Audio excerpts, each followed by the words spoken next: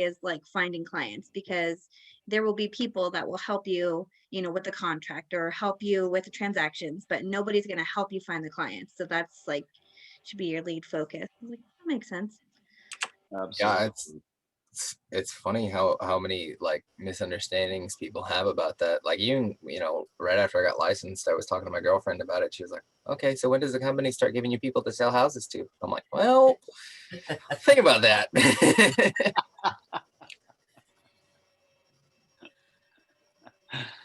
Right? That's my favorite question. How do you get leads?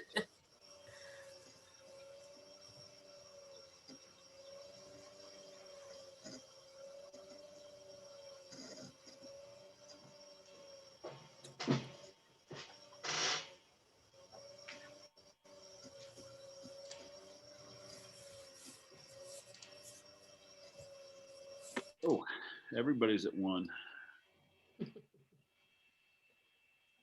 I'm just going to take roll today, and then there's going to be a lot to cover.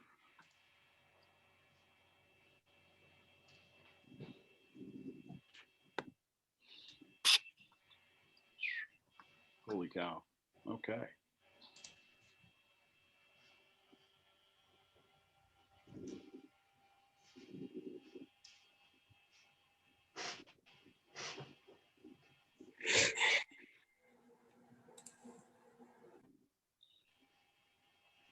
Okay, so now that it's 1 o'clock, give everybody a chance to get here, and we are.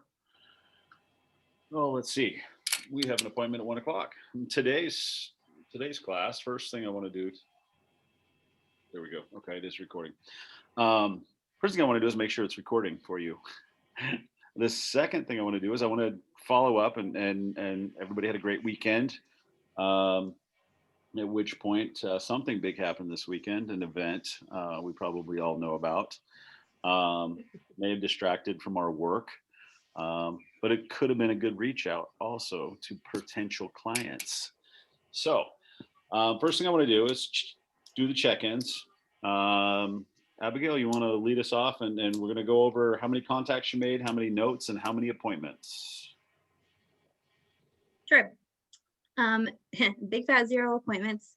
I think I added 3 into my contacts, but I just got my, hold on, wait for it, business cards. So I have Yay. all of my, I probably have done 20 of these today, of all my notes that I'm going to be tossing in the mail. Awesome. Okay, let's go with Julie.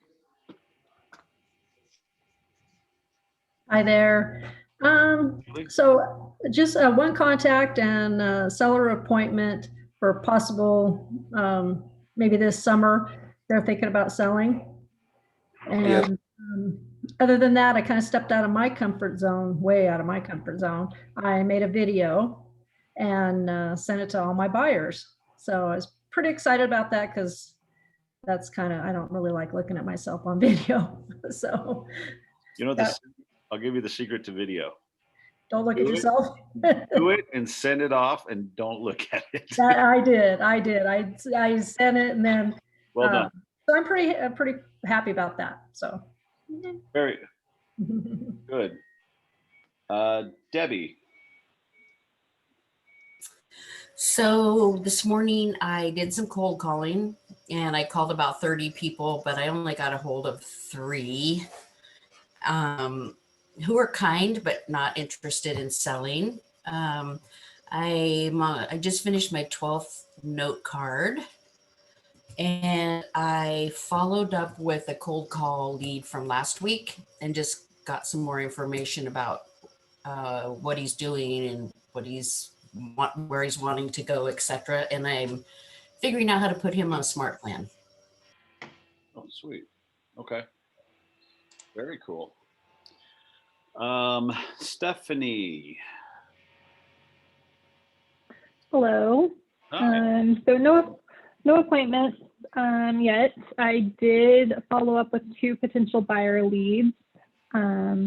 This weekend I had 4 contacts about real estate, and then 2 additional lender contacts that I'm looking to meet with this week or next week, just to see if we can maybe work together. I have a couple ideas that I want to do, but I need some a lender to kind of jump on that with me. And then the other big thing I worked on was I got 4 note cards, and then my social media platform. I came up with my like calendar or weekly plan of what each day. So I have a category or of sorts or a topic that I've mapped out Monday through Friday. So I felt like that was the best way for me to keep accountable, hold myself accountable, and communicate that to my followers of what they can expect on each of those days. Nice. Love it. Building the systems, right? Tori. I just started writing mine down because I was like running it through my head and I was like, okay, come on, what was it again? So I did make 12 contacts. One of those is completely new. So I'll add that person to my database, but I haven't done that part yet. I put a foot out there or hand out there, something out there for some vendor options. And so I've got 2 new vendors. I connected a buyer who wants to be ready by springtime with a lender. And then we had that profit share thing last week, and that's been on my heart. So I actually reached out to a family friend of mine. Both of them are unemployed due to the pandemic. Talked to them about real estate, and I was like, this could be a shot in the dark. I don't know, I know you were asking about job leads. She said her husband was actually considering it, and then she was actually considering it. So I am currently nurturing that, like as of the last 10 minutes, I'm nurturing that and going with it. So Love it. Love it. Way to go. Kel.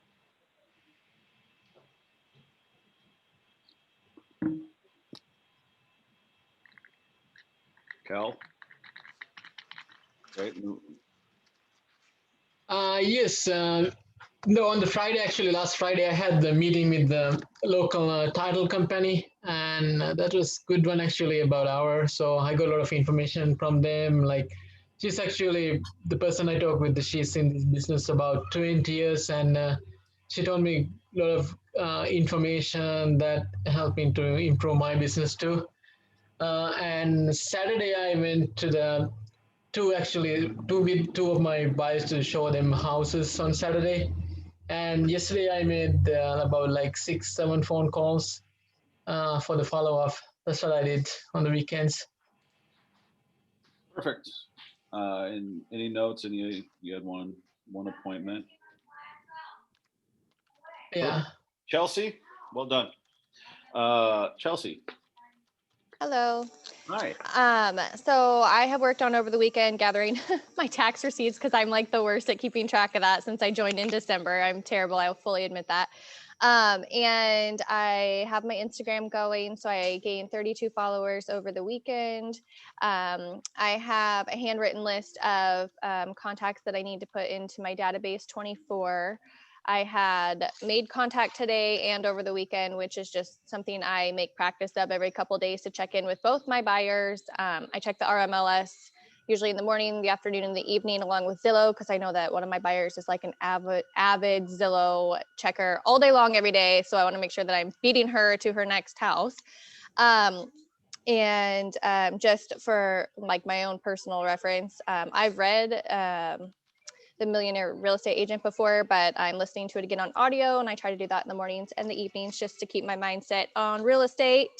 And I did set up a automated property search for one of my buyers to just kind of cut down on my time of constantly going in because they're always searching. And that's where I'm at for my day. Perfect. Well done.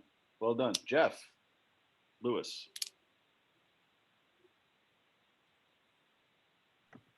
Can you hear me okay? Yep. All right, I'm talking through Zoe's computer. We added 7 people to our database, 7 contacts, 2 allied resource conversations, one of which we hope to set up one of our buyers with. It's tough when you're starting out finding new lenders that you want to work with and taking that first gamble of connecting them and hoping that it goes well. We also completed our ethics NAR class, so we're not going to get kicked out of real estate. We completed that over the weekend. So that was good. And we passed. So we're ethical, I guess. We understand it enough to pass. And I think if you want to just check me off the list at the same time, one thing Jeff jumped over really fast was, we have a buyer. Yay! So it's my daughter. So we'll see how that goes. But, first time homeowner. And so we worked a lot on trying to get her connected with a lender that was good with first time home buyers to kind of get her pre-qualified and down that road and see what she needs to do if she's not already ready to be there. So that was a big win for us, I think, too. And so we worked on that this weekend and have been working with that lender back and forth to kind of get them started on the process. Oh, and one more thing. We also created a spreadsheet this morning of all of our Facebook friends, and then did a combined list, and then added a bunch of categories so we can keep track of who we're reaching out to. And that was kind of how we started our Facebook contacts this morning, to actually kind of start them in command and make sure that we know who we've already reached out to, since we have so many mutual friends. Love it. Great way to do that. Jessica, how was your weekend? Hello. It Hi. was busy. So let's see. I've been constantly looking at RMLS to for new homes that are coming to the market for a potential buyer, and but he's not looking to buy until May, but would consider something if he really liked it. And just nurturing my current buyers, I thought it would be a great opportunity to jump on this one to see how I can strengthen my skills with gaining new buyers. And just currently working with everything that I have rolled out since last September, trying to maintain, keeping the maintenance of social media, website, campaigns, things like that. Staying proactive. Very good. Perfect. Tyler.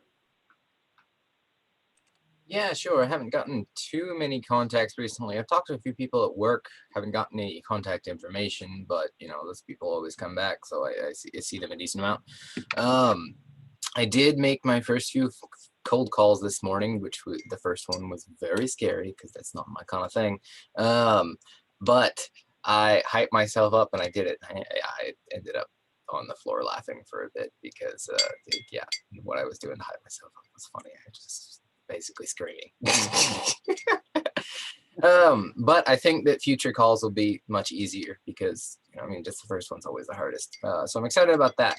And I've got a few people I want to reach it back out to just to check in with them. Speaking of that profit share thing, a friend of mine from Chicago has been thinking about getting into the real estate thing. And so I was giving some information to him the other week about that. And I just want to touch back in with him and see how he's doing. And that's what I've been up to. Oh, very cool. And then there we go. And then I think last but not least is Christina. Hello. Hi. Oh, hi. So I am sorry, I got disconnected and I had to get back on.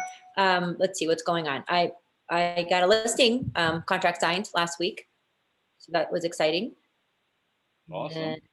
And, just reaching out, just same thing, just like reaching out to my database, and need to put like 3 people on a neighborhood, what's it called? Not the neighborhood watch, the you know what I'm talking about. The drip, the neighborhood drip campaign. Yeah. Neighborhood nurture.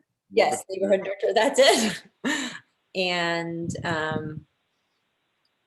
thinking of a way to attract more buyers. So anyway, just making calls from my database, mostly like loan officers and realtors in Portland and California. Oh, very cool. Very cool. Okay. Well, everybody, you're here I would say you're here. Love that if you were here for me, but you're not. So I'm going to jump right in today to win the buyer, because I believe any extra time you get on this subject right now is a great thing. Win the buyers, and how you win the buyers, how you go about winning the buyers, especially in this market. There's going to be a lot of people hesitating, in my opinion, because the market is so strong. But when you're ready to buy, you're ready to buy. And Tamara, are you there? I am here. Perfect. Great. And let's tell everybody a little bit about yourself, and I will formally introduce you. So everybody, it's Tamara. I'm gonna butcher your last name. My name is Tamara Angier. Tamara. Okay, sorry. There we go. And last name? Angier. Angier. Like the city Tangier, but without the T. Oh, very cool. So good way to look at it. Little about me. I was in education for 30 years. I taught everything from preschool to a 79-year-old who needed to learn Spanish. And I got my real estate license in 2015, about a week apart from my husband getting his license. And we started working in real estate here in Eugene. And about 2 years in, year and a half, 2 years in, my daughter, Hannah Reno, thought we looked like we were having fun. So she got her license too. And if you had the open house class a couple weeks back, that was Hannah, she's my daughter. And so we moved to KW from another brokerage just about 3 years ago and formed a team when we moved. So that was a whole new thing, learning how to run a team while changing brokerages and re-upping our database and all that good stuff. But we love it at KW, love the training. And we're just, we made it through 2020, thank goodness. Got our own coach last March who helped us lay a whole lot of foundation with our team, figuring out our roles, what are our goals, how do we get there. And so I'm hoping for 2021 to be fabulous. Very cool. There you go. I was going to say very cool. I will just off topic say that I just recently hired my first coach. And good for you. The struggle is real, and the systems are the best to get in place and lead. So that's a good thing. But without further ado, everybody, Tamara's here to teach. Will you make sure that you have? I made sure you have the hosting capabilities. Thank you. And make sure the breakout rooms. They are there. They are there. So I see them. Possibly set that up. So this is going to be a little bit more fun with breakout rooms for you guys. And I will turn the show over to you. All right. Thanks, Matt. Well, to everybody, first of all, congratulations for getting your real estate license. Well done. I think that's the hardest part, taking those tests. They're awful. I hated them. And I'm so glad that it's a once and done kind of thing. And then after that, you just get to do CE. Is there anybody here who did not yet get licensed? Sometimes we have people in the class who are on their way to their license. Y'all have your license already? Great. Well, then the congratulations goes to all of you. And this is a fun industry. And as Matt and Tyler and I were talking at the beginning, it's not for the faint of heart. You got to be the one to motivate yourself, pick up your bootstraps and go get this stuff. But there is more than enough business out there for all brokers. And you can determine if you want to sell 10 houses this year or 50 houses this year. It's really all up to you and what you put into it. But it was fun for me listening to all of your, what you've done and what you have accomplished just in this last week or however long it's been since your last class. And you're all doing the right things. You're doing the things you need to do to move forward. And if you can get one thing out of this class today that will help you with your business in some fashion, then you will have been successful, because you are getting an overload right now of information. And take it in stride, keep your notes, review them later, but at least come away with one thing that you can say, I can do that. I can use that and build my business. So Jeff Lewis, by the way, good to see you. Hey, so we're going to talk about finding buyers, qualifying buyers, buyer consultation today. And it's a lot to cover. And I do use breakout rooms because for this class, when I taught it in person, I would have all the students pair up and practice these different things. So we will be using that to help you get that one-on-one practice with the materials that I'm giving you. Now, Tyler said he did cold calls for the first time. And every time I teach this class, the very first assignment is to do your calls. And every time I teach this class, I ask if you've been doing your calls in the previous classes, and all my students always say, no, we never make calls from class. Well, this is your opportunity. And I've got a script. There are some scripts in our training session or our training material, but I'm going to give you a script that we use in bold. I'm going to put it in the chat box. And I'm going to make sure everybody gets it. All right. So you should have a script in your chat box for your calling time today.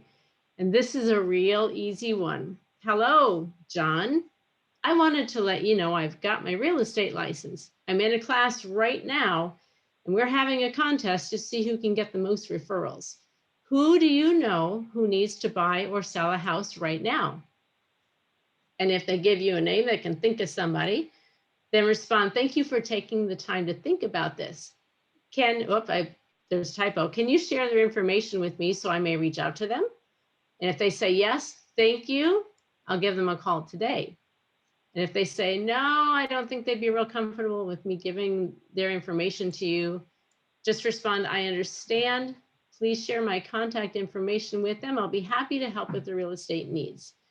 And if they can't think of anybody at all, just say, thank you for taking the time to think about this. If someone comes to mind, please let me know. I'll be happy to help with the real estate needs. So this is just a basic script for you to use. And this kind of calling is the easiest. You can call your mom, your brother, your best friend, your neighbor, just to practice the script. And it's funny how many times people say, well, I called my mom to practice and she actually gave me a referral.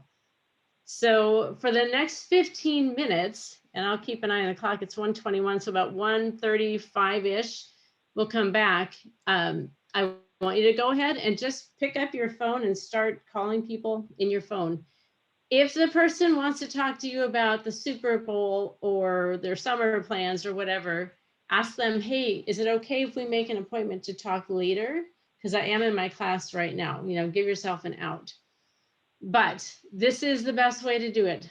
Jump in, make those calls, and when we come back, we'll see what kind of responses you've had. Now, I see most of you. There are just two that I don't see the pictures of. And I would prefer, definitely keep yourself muted, but keep your video on, because then we're watching, right? We can see, nobody's watching you, but we can see if you're on your phone or not. And I'm going to do the same thing. I've got some leads I need to call, so I'm going to do my calling while you're doing yours. Does everybody see the script in the chat box? Is anybody nervous to do this? So am I. I got to go call my leads and I'm nervous to do it too. And that's completely fine. You've got your script. Call your favorite people. Just call your favorites. It doesn't even have to be a scary person you don't want to talk to. Call your favorites and just practice on them. And we'll bring it's 1:23, 1:40. Let's come back in at 1:40. And questions? All right, go for it. Go get those referrals.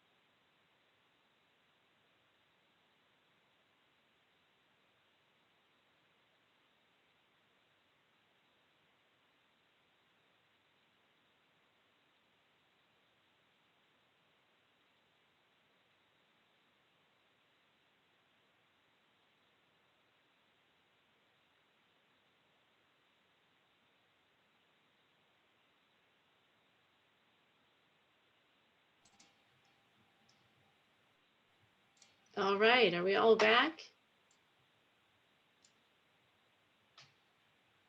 Looks like we got Tori still on the phone, which is fabulous.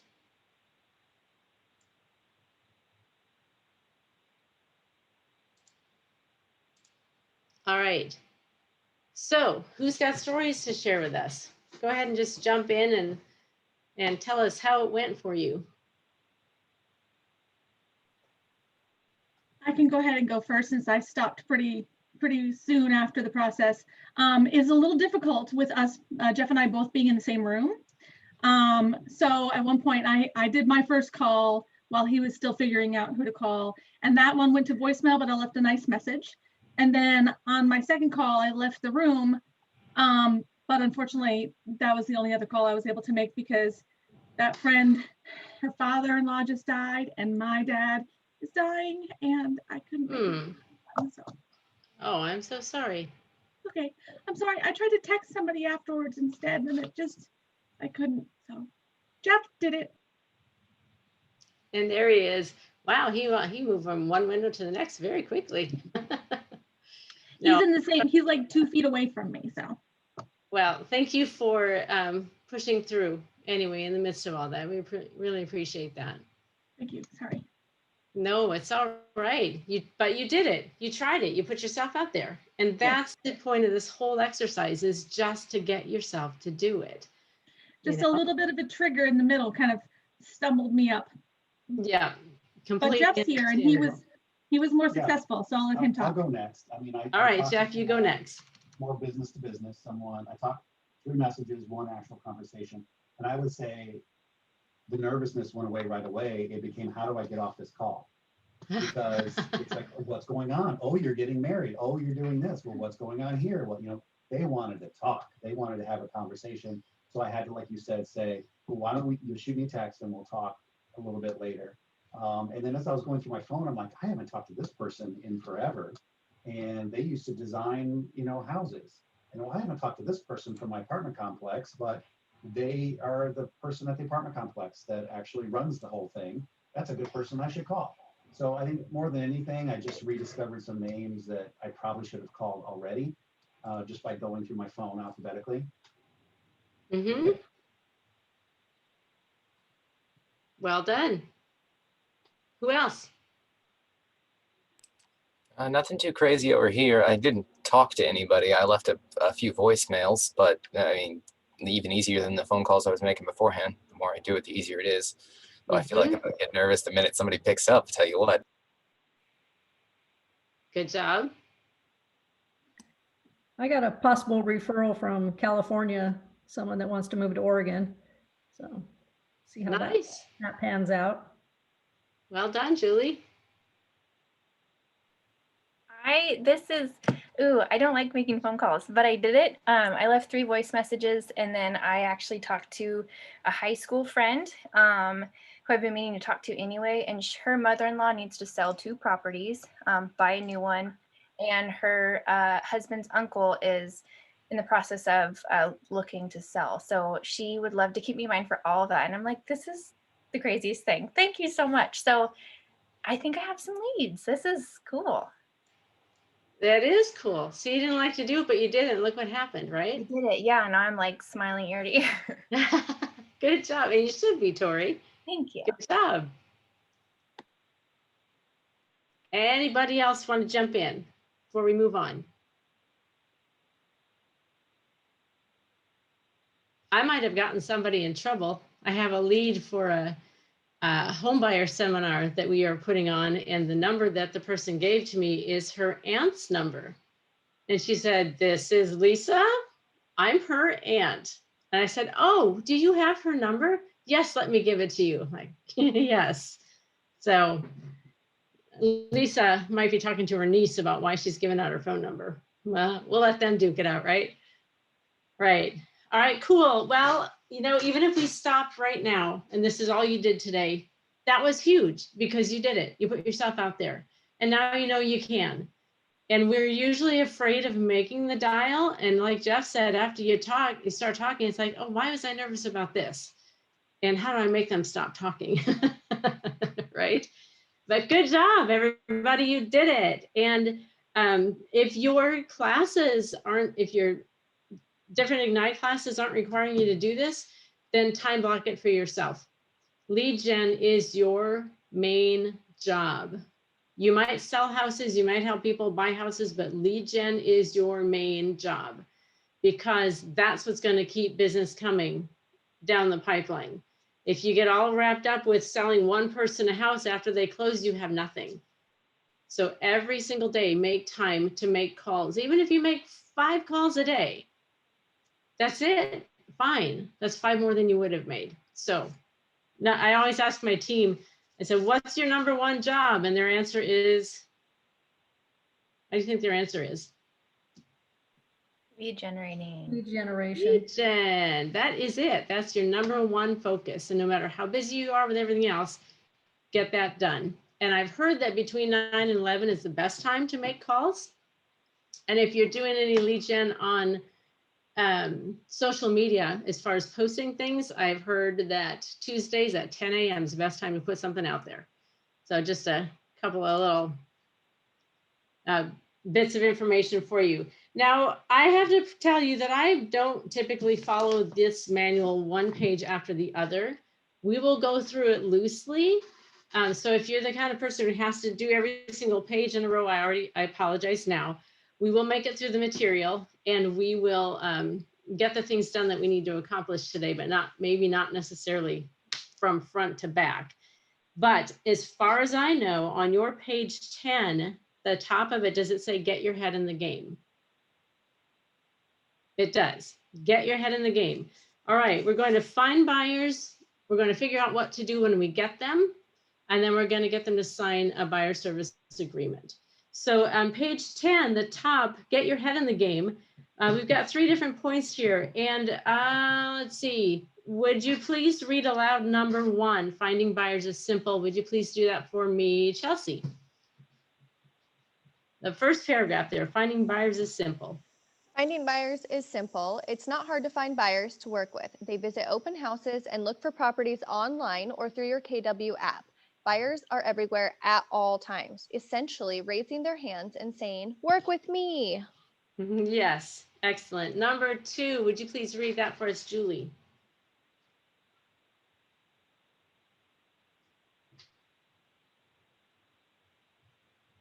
Oh, unmute yourself. I was just trying to bring it up. I don't have it in front of me. Oh, okay. Number 2, Tyler. Sure thing. Servicing buyers is inexpensive. Buyers are more time consuming than costly. Apart from the gas you'll put in your car as you show homes, your expenses will be low. All right, and number 3, Zoe. Earning with buyers is quick.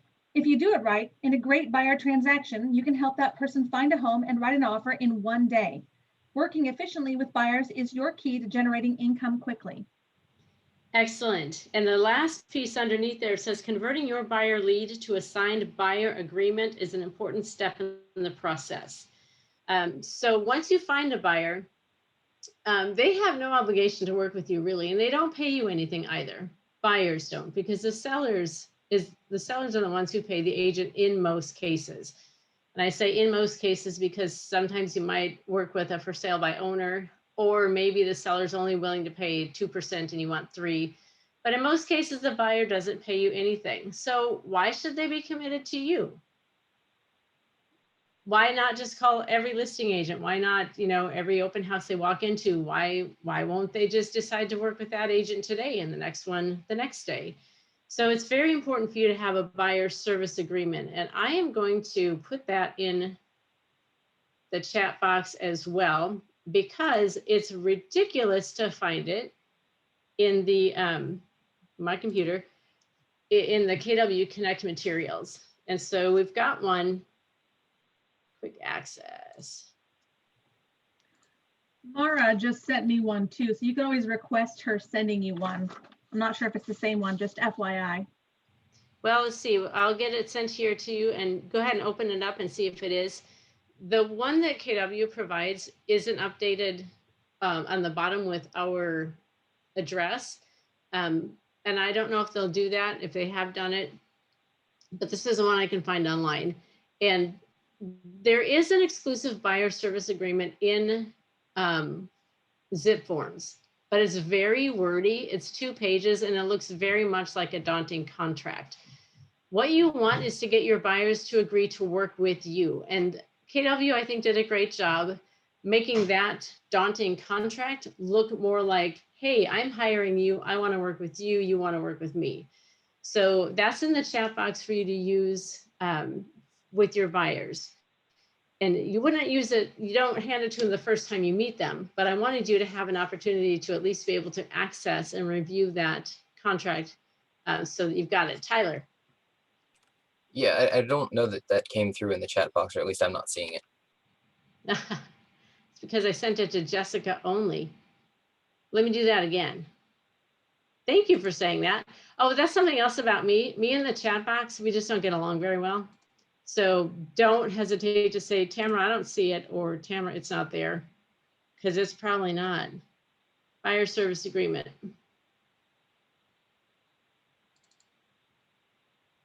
There, now you should have it. Yay!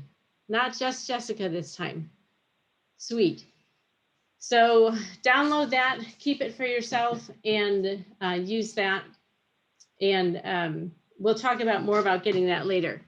So first you have to find buyers, right? So finding leads, making it happen. Look at page 11. You got to find your buyers. You need to qualify them. You need to make sure they're worth working with, not wasting your time. And you need to get them signed. So on the bottom half of page 11, NAR, this is 2014. We've got some old stats, but they are pretty close to the same now. Gary Keller said last family reunion, they're pretty much the same percentages. 88% of buyers purchase their home through a real estate agent. Actually, that's gone up. 40% of buyers found their agent through a referral from friends or family. 12% of buyers used the agent they used in the past. And 9% of buyers found an agent visiting an open house. Few things about those stats. 12% of buyers used an agent they had in the past. What happened there? They used an agent, they know an agent, they either bought or sold the house of that agent. Why didn't they use the same one? Any ideas? Because that agent didn't stay in touch with them. That is the number one reason, Zoe. Exactly. The agent didn't keep in contact with them. They sold them a house, they helped them buy a house, and then left. Keep in contact with your people even after they sell a house or buy a house, because eventually they're going to need to do it again, and you want to be top of mind. I wanted to give you our 2020 My Team's numbers. Last year, of the transactions that we closed, 23% of them came through a referral. 33% of our 33% of our transactions last year came from past clients. So we kept in contact with them, and they came back to us and said, we want to buy with you or sell with you. And 14% of our transactions last year came from open houses. Even though COVID happened and we couldn't do open houses for more than half the year, 14% came from open houses. And so it's possible to find them. And once you find them, you want to hang on to them, keep them. By the way, some of you have said that you had Hannah teach you, and she was fabulous. She's a rock star. And I'm always intimidated to do a class after she's done, because she's such a little bundle of energy, but she's great. She does her job well. So I will pass on the encouragement to her. Thank you for that. Now, just either put in the chat box or holler it out. Where can you find buyers besides open houses? Where can you find buyers?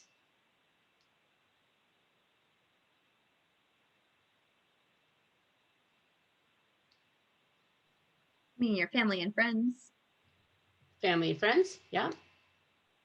Past clients of maybe a listing. I have a buyer who I just sold her house in Thurston, and so we're gonna find her a home now. So double transaction, which is nice.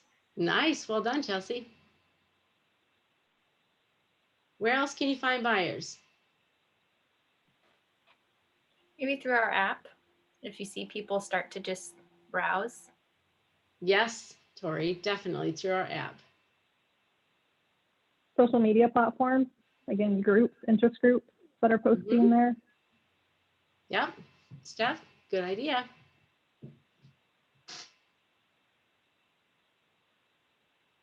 Do you know anybody who's renting?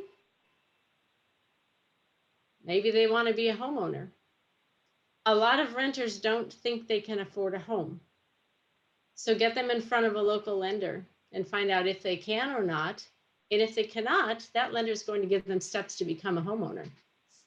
So look at renters.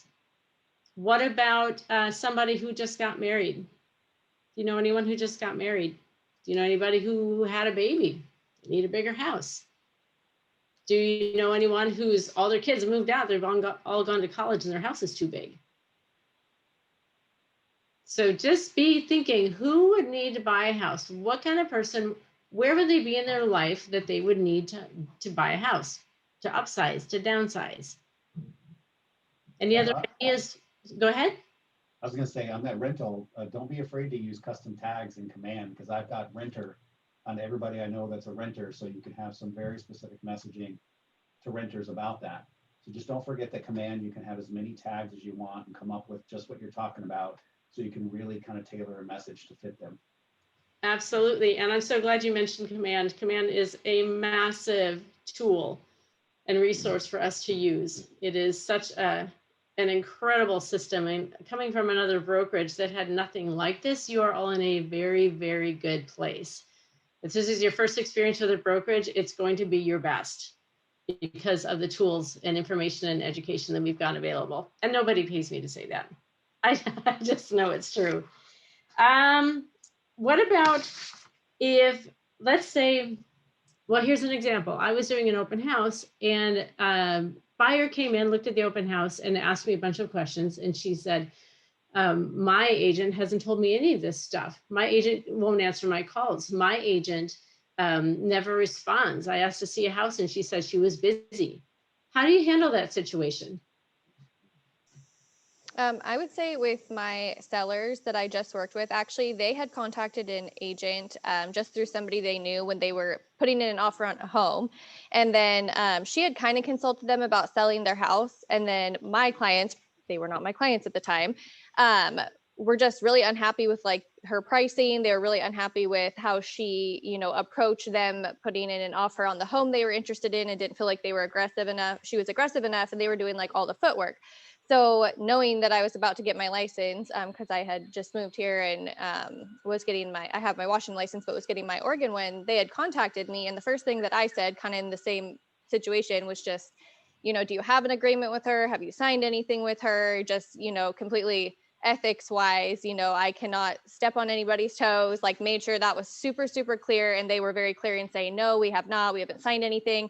And in fact, we actually had the discussion when I went to see their house previous to listing it, saying, you know, are they aware that you're going to list with somebody else? It, you know, depending on your relationship, you know, if you feel comfortable reaching out and just letting them know, it might be a good way to stay in contact with her as well. And maybe she can bring you a buyer. And she ended up doing that, just, you know, out of good faith, reaching out to her, just saying, hey, I had a friend, she just got her license. I really want to give her the opportunity to list, you know, thank you so much. I really hope that you could bring me a buyer and we could stay in contact, just so that everybody involved just kind of had the best feeling possible, I feel like, rather than just me taking the listing, listing it, her seeing it. Like I just, I appreciated that from my sellers doing that. And I think that it made her feel a little better just being upfront and making sure that ethically on my end, I did all my due diligence and making sure they didn't have a signed agreement as well. So. Mm-hmm. And that's key. You definitely need to find out if they have a signed agreement, because if they do, you cannot approach them. Now they can come to you. They can say, hey, I hear you're an agent and I'm not happy with my agent. Can we talk? Then you can talk, but you can't solicit business from them without that permission from the seller. So sounds like you handled it well. And with the open house guest that I had, I asked her, I said, do you have a signed agreement with your agent? And she said, no, we don't. I said, then we can talk and we can, you know, go ahead and find you a house. You can sign an agreement with us. And that's a huge piece. And interestingly enough, most agents don't get a signed buyer service agreement with their buyers. And I don't know why. And it's, if you read through it, it's really not that binding. The buyer can fire you at any time. It says that you'll be my agent for 3 months, I think, or 6 months. I don't remember what it says. So they can get rid of you anytime, and it's not going to cost them a penny either way. But there's something about them signing on that contract that helps them be committed to you. And it also explains that you're going to work very, very hard for them. You're going to spend a lot of time, most especially in this very, very, very deep seller's market. You will take a lot of time with a buyer. You will probably write 5 to 10 offers for them. And they need to understand that you are on their side and you're going to work as hard as you can. And you are just saying, I'm going to work this hard for you. I would love for you to commit to me and say that you will work with just me. So it's very important to get that signature on that agreement. Now, there's a question here. Zoe said the contract is the same that Mara shared, and it's the only one that I found on Market Leader too. I don't think they've updated the address anywhere, but you could always we just did this ourselves. We manipulated it and changed the address at the bottom. But yeah, that's the very same one. So go ahead and use that. So we talked about finding buyers. Where do we find them? Next page, page 12, talks about open houses, which we are not going to go into because most of you had a class on open houses. But notice at the bottom of page 12, it says, refer to the open house job aid in your Ignite toolkit. So you do have access to all that information. If you ever have questions about open houses and how to do them, and you just happened not to be in that class, I can't type and talk at the same time.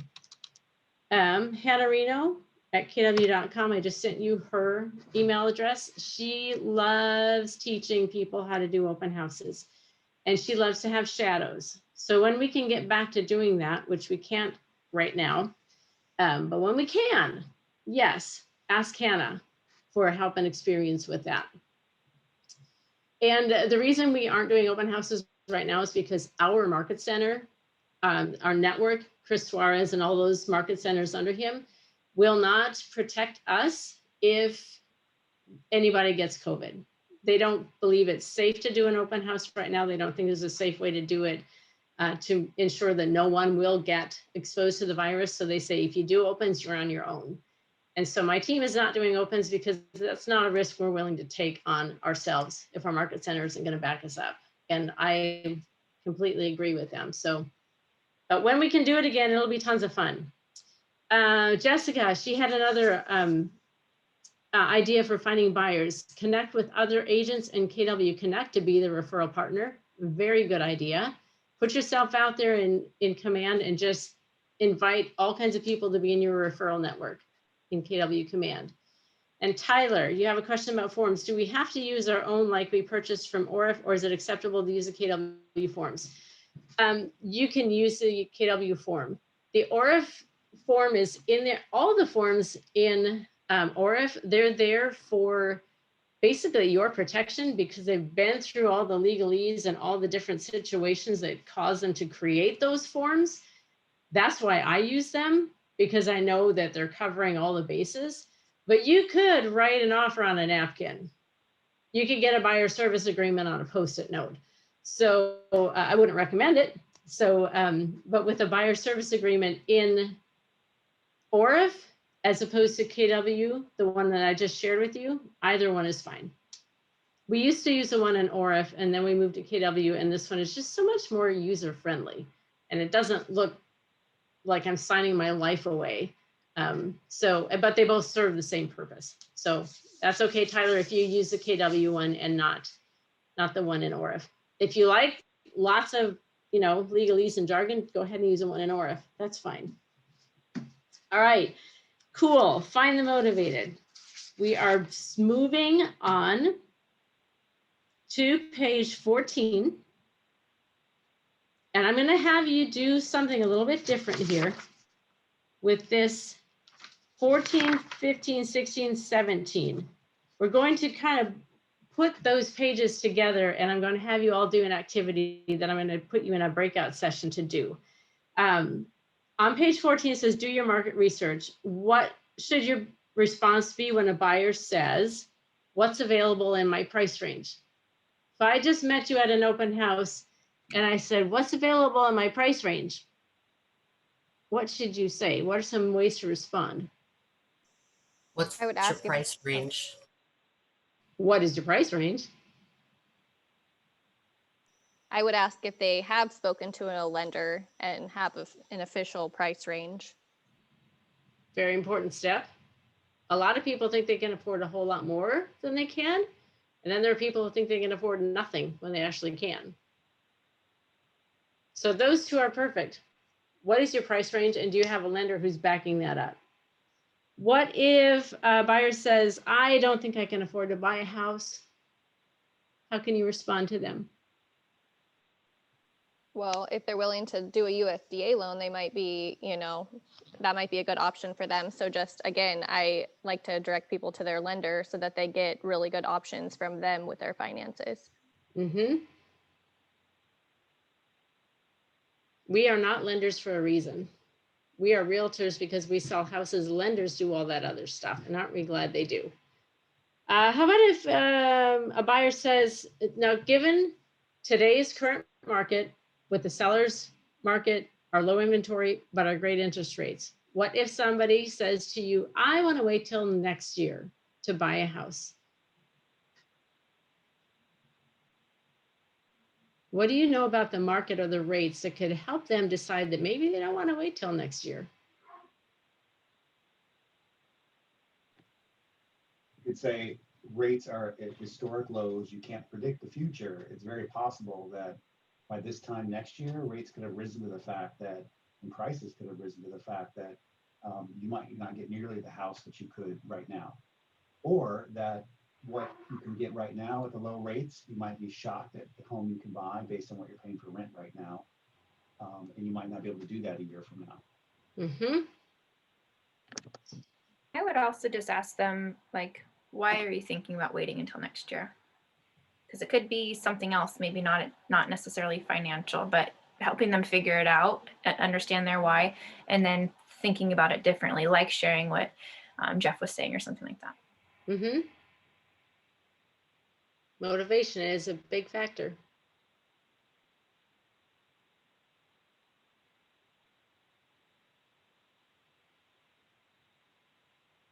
Anybody else? I heard one more that Rob Levy said recently, which I love, but I don't have the stats here in Lane County to back it up. It's today with the low interest rates, you're basically buying homes on sale. You're buying as if they were from, I think he said 2016. Mm-hmm. And so you might be missing the boat. You want to buy them when they're more expensive or when they're on sale, because with the rates as low as they are, you're getting a better deal right now. Anyway, just another way to look at it. That is definitely a good way to mention it, because prices are high. But if you say you get something on sale, you're going to get somebody's attention, right? You're like, wait, what? I'm getting a deal? Even though the house is $455,000 when last year it was probably $375,000. So excellent answers. Page 15, list to sale price. Now your page 15 is blank, is that correct? That's what I thought. All right, well, here I'm going to go ahead and just give you the definitions of these. List to sales price. The final sales price, what a buyer pays for the home, divided by the last list price expressed as a percentage. So I'll say that again. List to sales price is the final sales price, what a buyer pays for the home, divided by the last list price expressed as a percentage. So for example, a house goes on the market for $300,000 and it sells at $310,000. That list of sales price is going to be over 100% because the seller got more than they were asking for. But in the same situation, a seller lists their house for $300,000 and they get $290,000 for it. Then that percentage is less than 100, list to sale price. So the seller got less than what they were asking for. So that's your list to sale price. Days on the market, the next one down, the number of days a listing is active in an MLS before it goes pending. So this isn't before it closes, it's before it goes pending. So the number of days a listing is active in an MLS before it goes into pending status. So a house, say we listed on February 1st, the seller accepts a contract on February 7th. It was on the market for 6 or 7 days, however, MLS counts the first day. If it doesn't close until March 31st, we don't say it's been on the market for 2 months. It was only on the market from the time it was made active to the time it went under contract with a buyer and went pending. So those are days on the market, your DOM. Average days on the market, the next one down, would be total days on the market of each listing divided by the number of listings. So I'll say it again. Total days on the market of each listing divided by the number of listings. So let's say in my neighborhood, 10 houses have sold in the last month, and the average days on the market between all 10 houses is 39 days. You can expect if you buy a house in this neighborhood, or I'm sorry, if you list a house in this neighborhood, it'll probably be on the market about 39 days. So they just take an average days on the market for a neighborhood. Bins and IDX, that's not anything that we use. Bins, it says buyer instant notification system, but those are your property searches that you create in your MLS or through command. You create a property search that is automatically sending properties to your client based on their criteria. Those, they call them bins, which I've never heard of before. But I will tell you that this is one of your greatest tools. So is there anybody here in the class who is not in the RMLS? Are you in a different MLS? Julie, which one are you in? MLS Central Oregon. Okay. And Tori, did you raise your hand? No. Anybody else in a different MLS? Debbie? Willamette Valley. Okay. MLS. WVMLS, perfect. And I don't know what those look like, Central Oregon and WVMLS, but I know that in RMLS, you can go in and create a prospect profile for your client where you put the price and the number of bedrooms, bathrooms, square footage, et cetera. And you can set it up to automatically send listings to your client. As soon as it hits the market, your client gets an email. And all you had to do was create that property search for them. Same thing with command. You can go on they can do it on the KW app, or you can go into command and create a property search for them, and they will automatically get sent listings. What we just did with our database is our website that we have through command. We went in as the buyer, we put in their email address, we created a password for them, and then basically set up an account for them on our website. And then went in and created a property search for them so that they will get those listings from us. Now I could have said, here's my website, go on my website and create a property search for you. Most people aren't going to do that. So we did it for them. I went into my own website. I took johnsmith@aol.com, put in his email address, put in the password of Angier Reno 1 and set it up for him. And then he gets an email saying, hey, you've created an account. Here's your username, here's your password. And then also he's getting properties sent to him.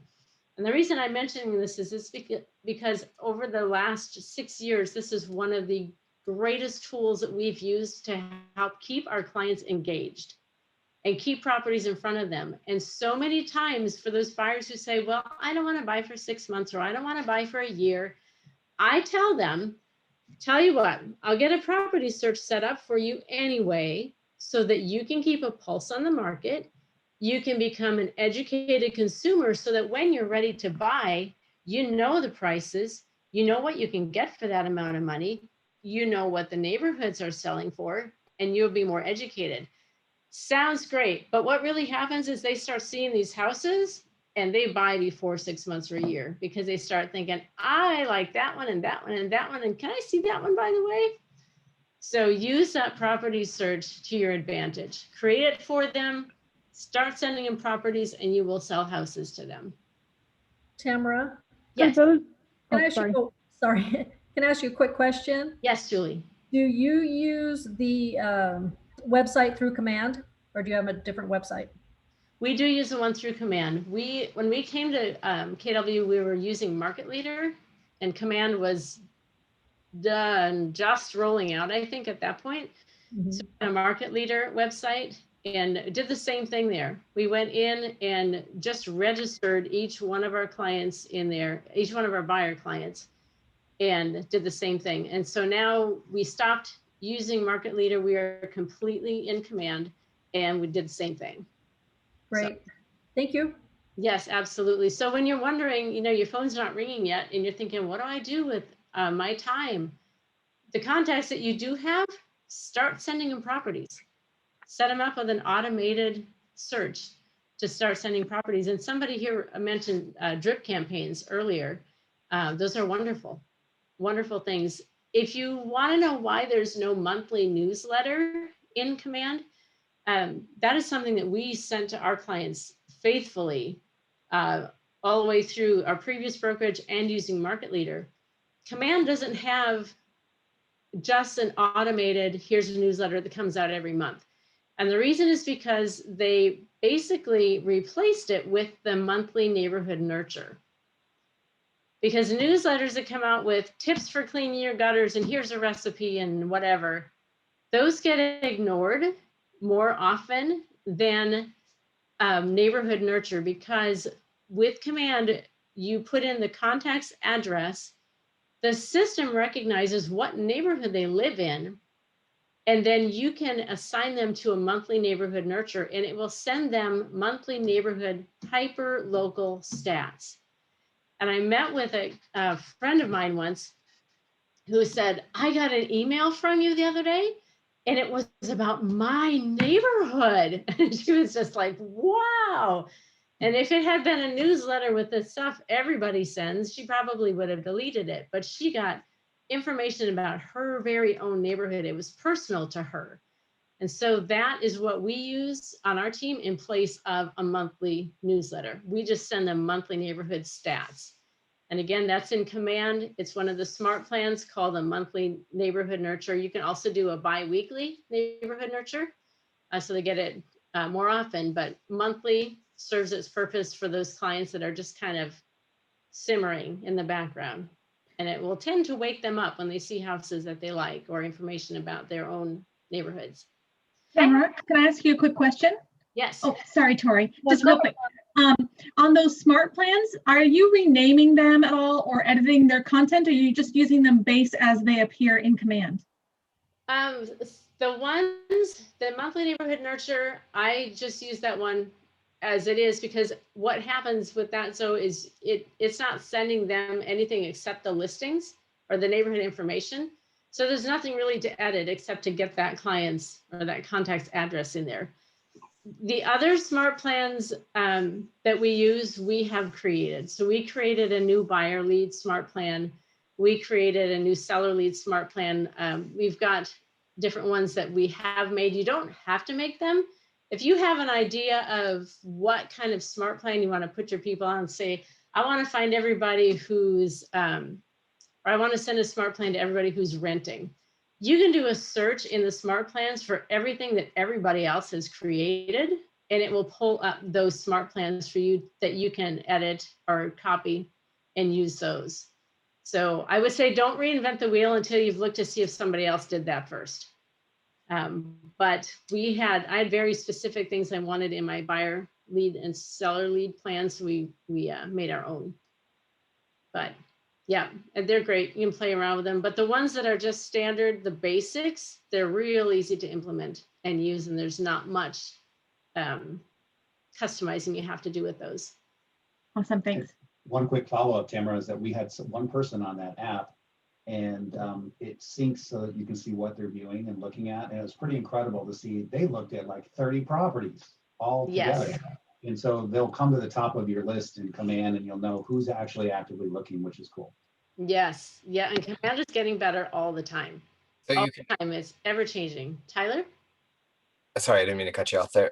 So you can tell like when they've been using your app in Command to, okay, I need to get more people on that myself. And then with the neighborhood nurture, that's an automatic thing once you set up the, like, is it the integration through like MailChimp or something like that that sends all those out automatically, or? Nope, that was the monthly neighborhood nurture. You just go into smart plans. Say you're in a contact, John Smith, and you can choose smart plans, and it's add to a smart plan. And then it will pull up a drop down of the smart plans, and you just add them to monthly neighborhood nurture. And as long as he has an address and an email, he's going to start getting those every month. Oh, okay. So Let's check that out. Pretty easy. Yes, definitely check it out. There's so much that Command does that I'm sure I don't even know yet, but it's all there for you. I have, sorry to follow up with that. It's just, I've tried to, I probably just don't understand Command enough yet, but I've tried to set up a smart plan and twice in the last few weeks, and it says I haven't like synced up Twilio. Do I have to have something like that in order to get those smart plans to work?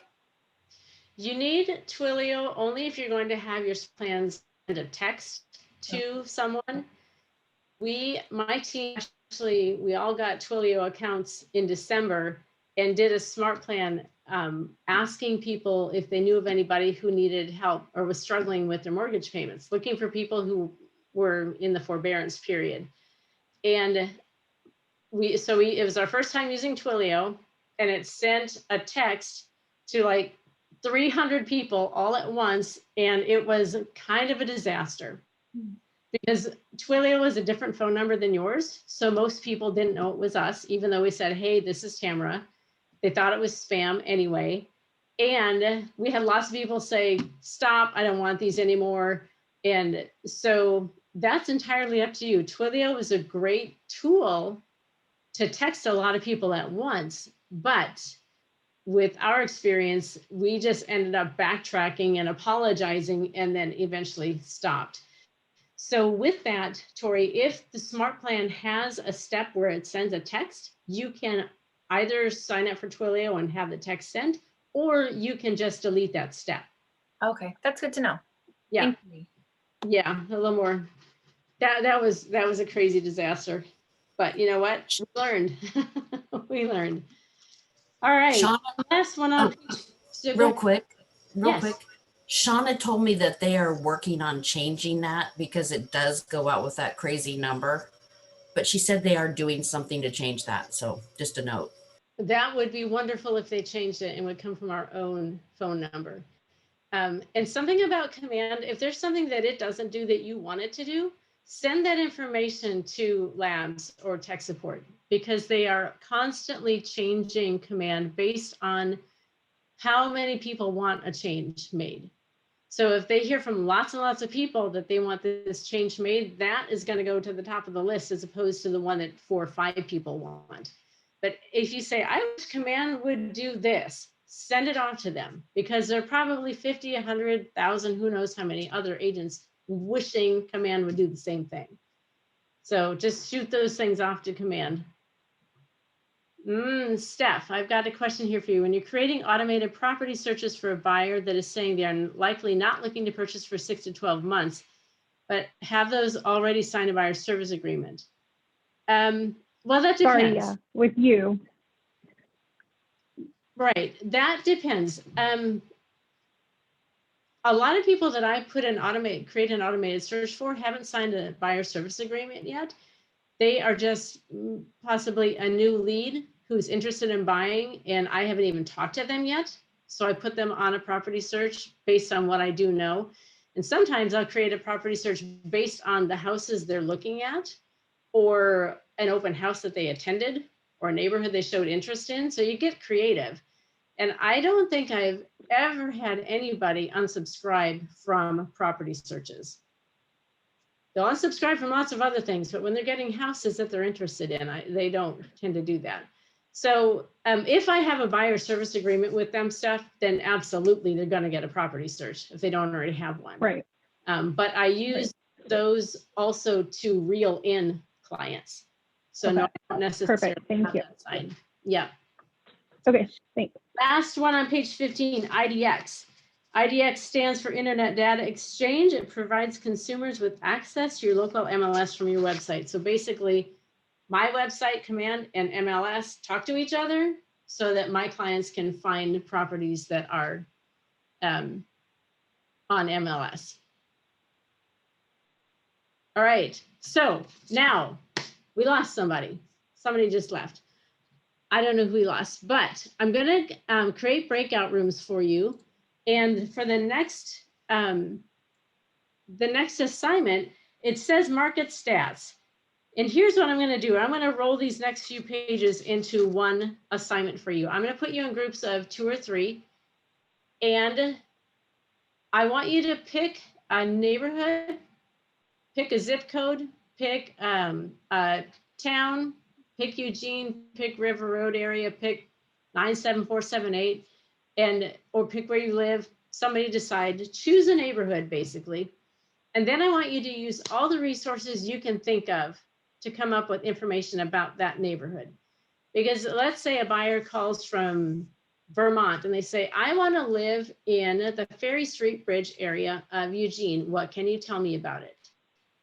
Well, what can you tell them about it? What do you think a buyer wants to know about that area, about the market, about what's available to them? So I'm not going to give you any hints right now, but I'm going to just say, use everything you've got, all the resources you can think of as a group, and then you're going to come back and report to me about your neighborhood and tell me as much as you can about that neighborhood. So I have, let's see, I'm going to move you to room. Sorry, I'm creating the breakout rooms here for you. Moving Steph to room 3. Room 4 has nobody. Kel. Hey, Kel, Tamara. yes. Uh-huh. I don't know if it would be easier to put Jeff and I in the same room. I know it seems like we should be split up, but because we're so close to each other and talking, it's kind of hard to have the 2 mics going at the same time without the feedback getting echoey. True.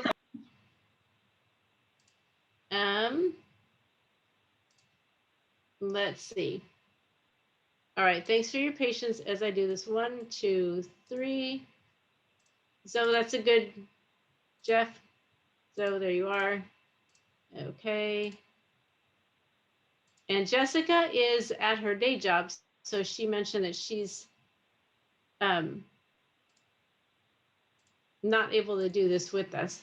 We won't get her fired from her job.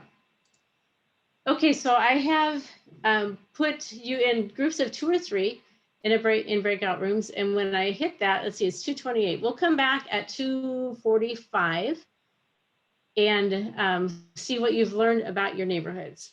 So there's always a leader in a group. Decide what neighborhood you're going to research and use everything you can think of, whatever tools and resources you can to bring back a report on your neighborhood. Any questions?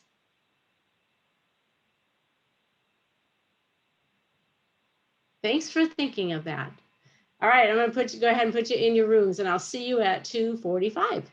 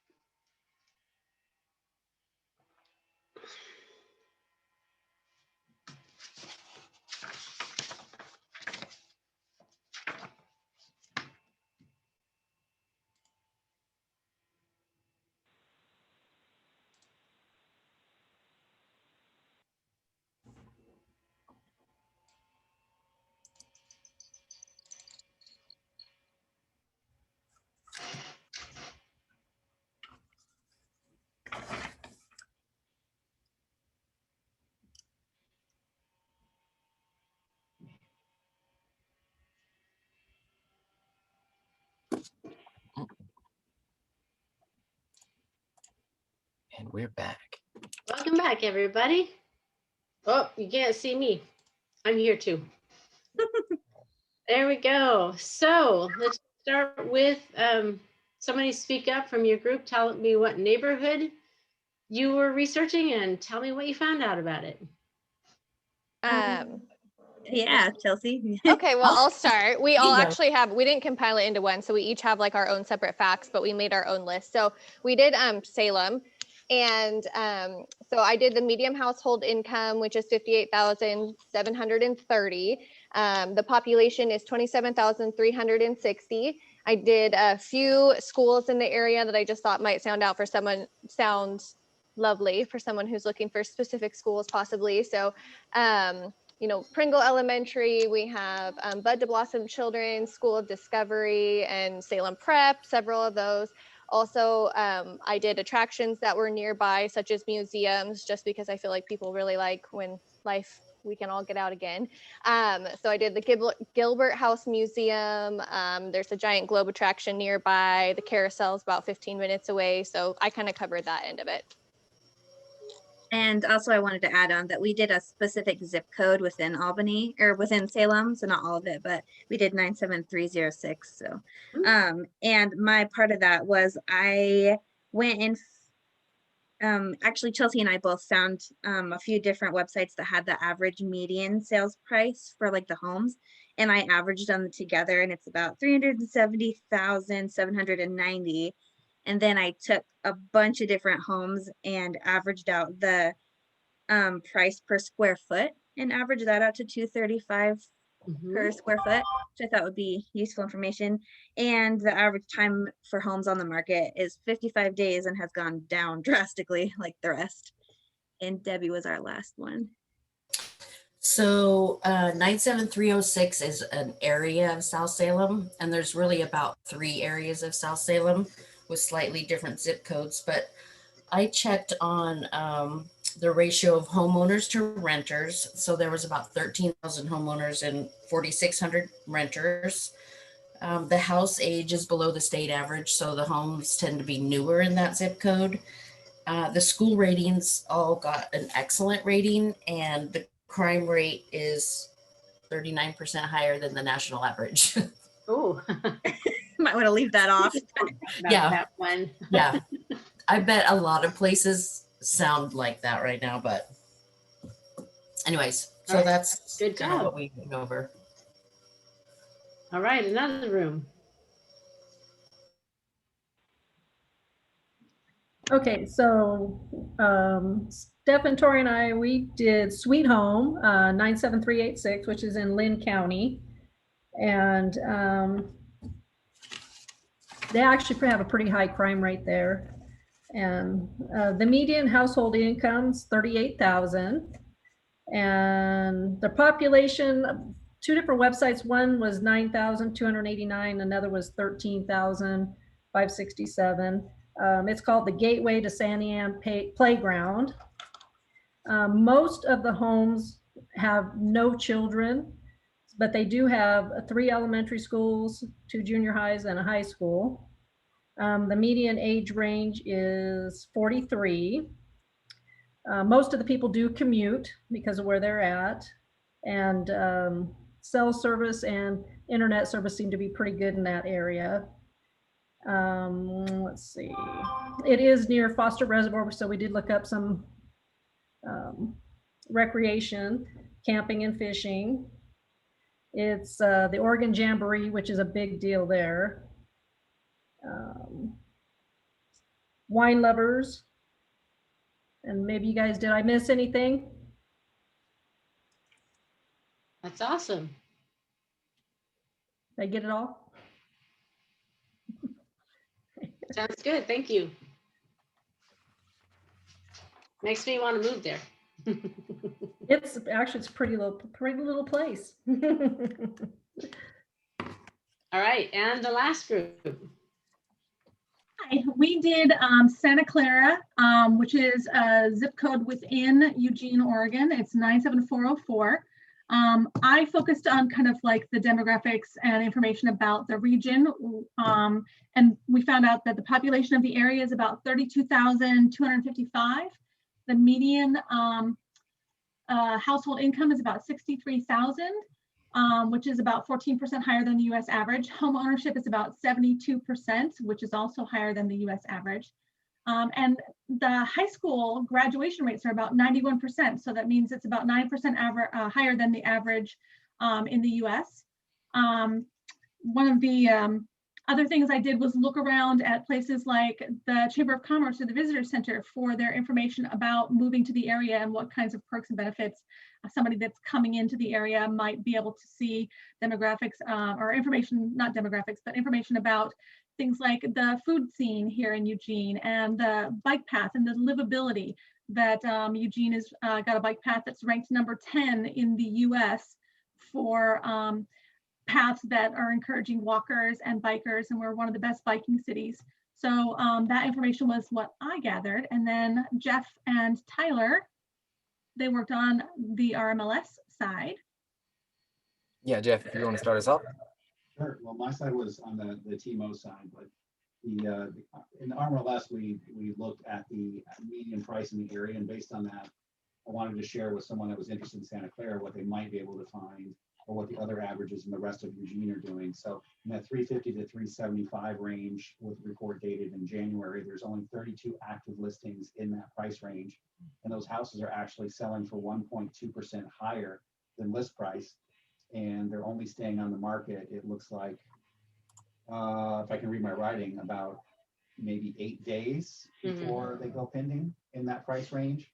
So if they are looking for that price range, it's going to be tough all over Eugene. But Tyler has more specifics on Santa Clara specifically.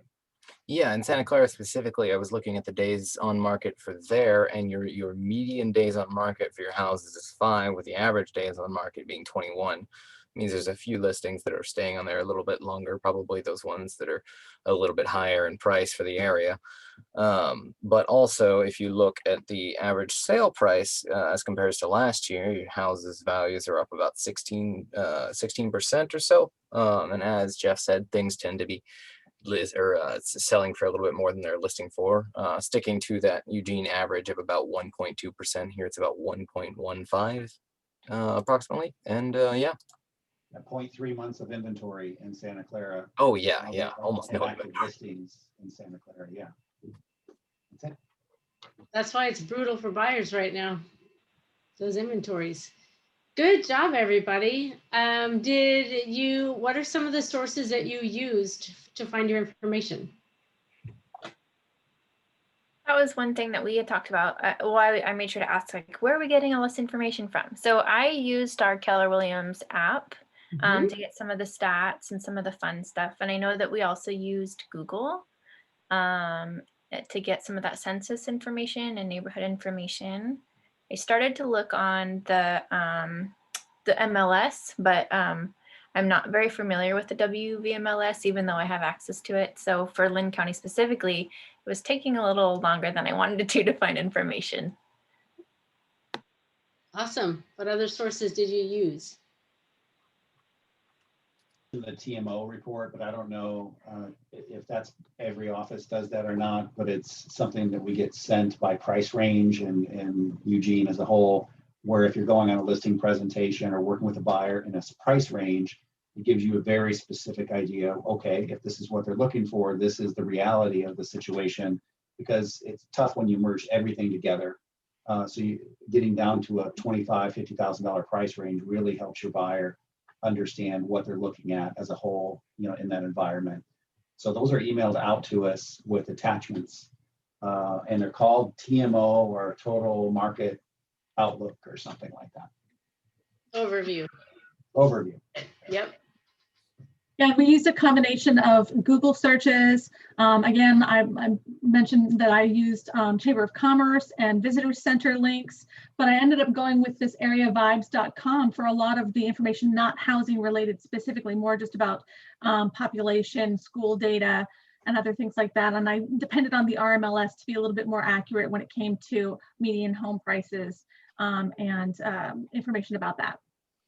and Tori, Tyler and Tyler will say, we didn't know market snapshots from RMLS. We were trying to figure the whole thing out, right? But under statistics, there's market trends, and we just picked an area, Santa Clara, and a 6-month history, and hit go and search, and it came up with a lot of information. So I would just play around with it and plug in some numbers and see what you can find. Yeah, one of the things we struggled with a little bit was actually breaking it out into different price ranges a little bit. I think, Jeff, you might have had some ideas on how to do that going forward, but as we said, we hadn't really played around with it much, so it was kind of just, let's go and get it done now and figure it out later. So I've got a few other things down here. You said most of them, KW app, your MLS, RPR is a great source to find information, realtor property resource. Neighborhood sites, just Google that neighborhood and find out what the neighborhood tells about itself. City sites, RLID, you can go into Regional Land Information Database and find out information. How many of you have the Kelly app downloaded? If you have the Kelly app, if you don't have it, go ahead and download it. But here's something I want you to try. Open your Kelly app.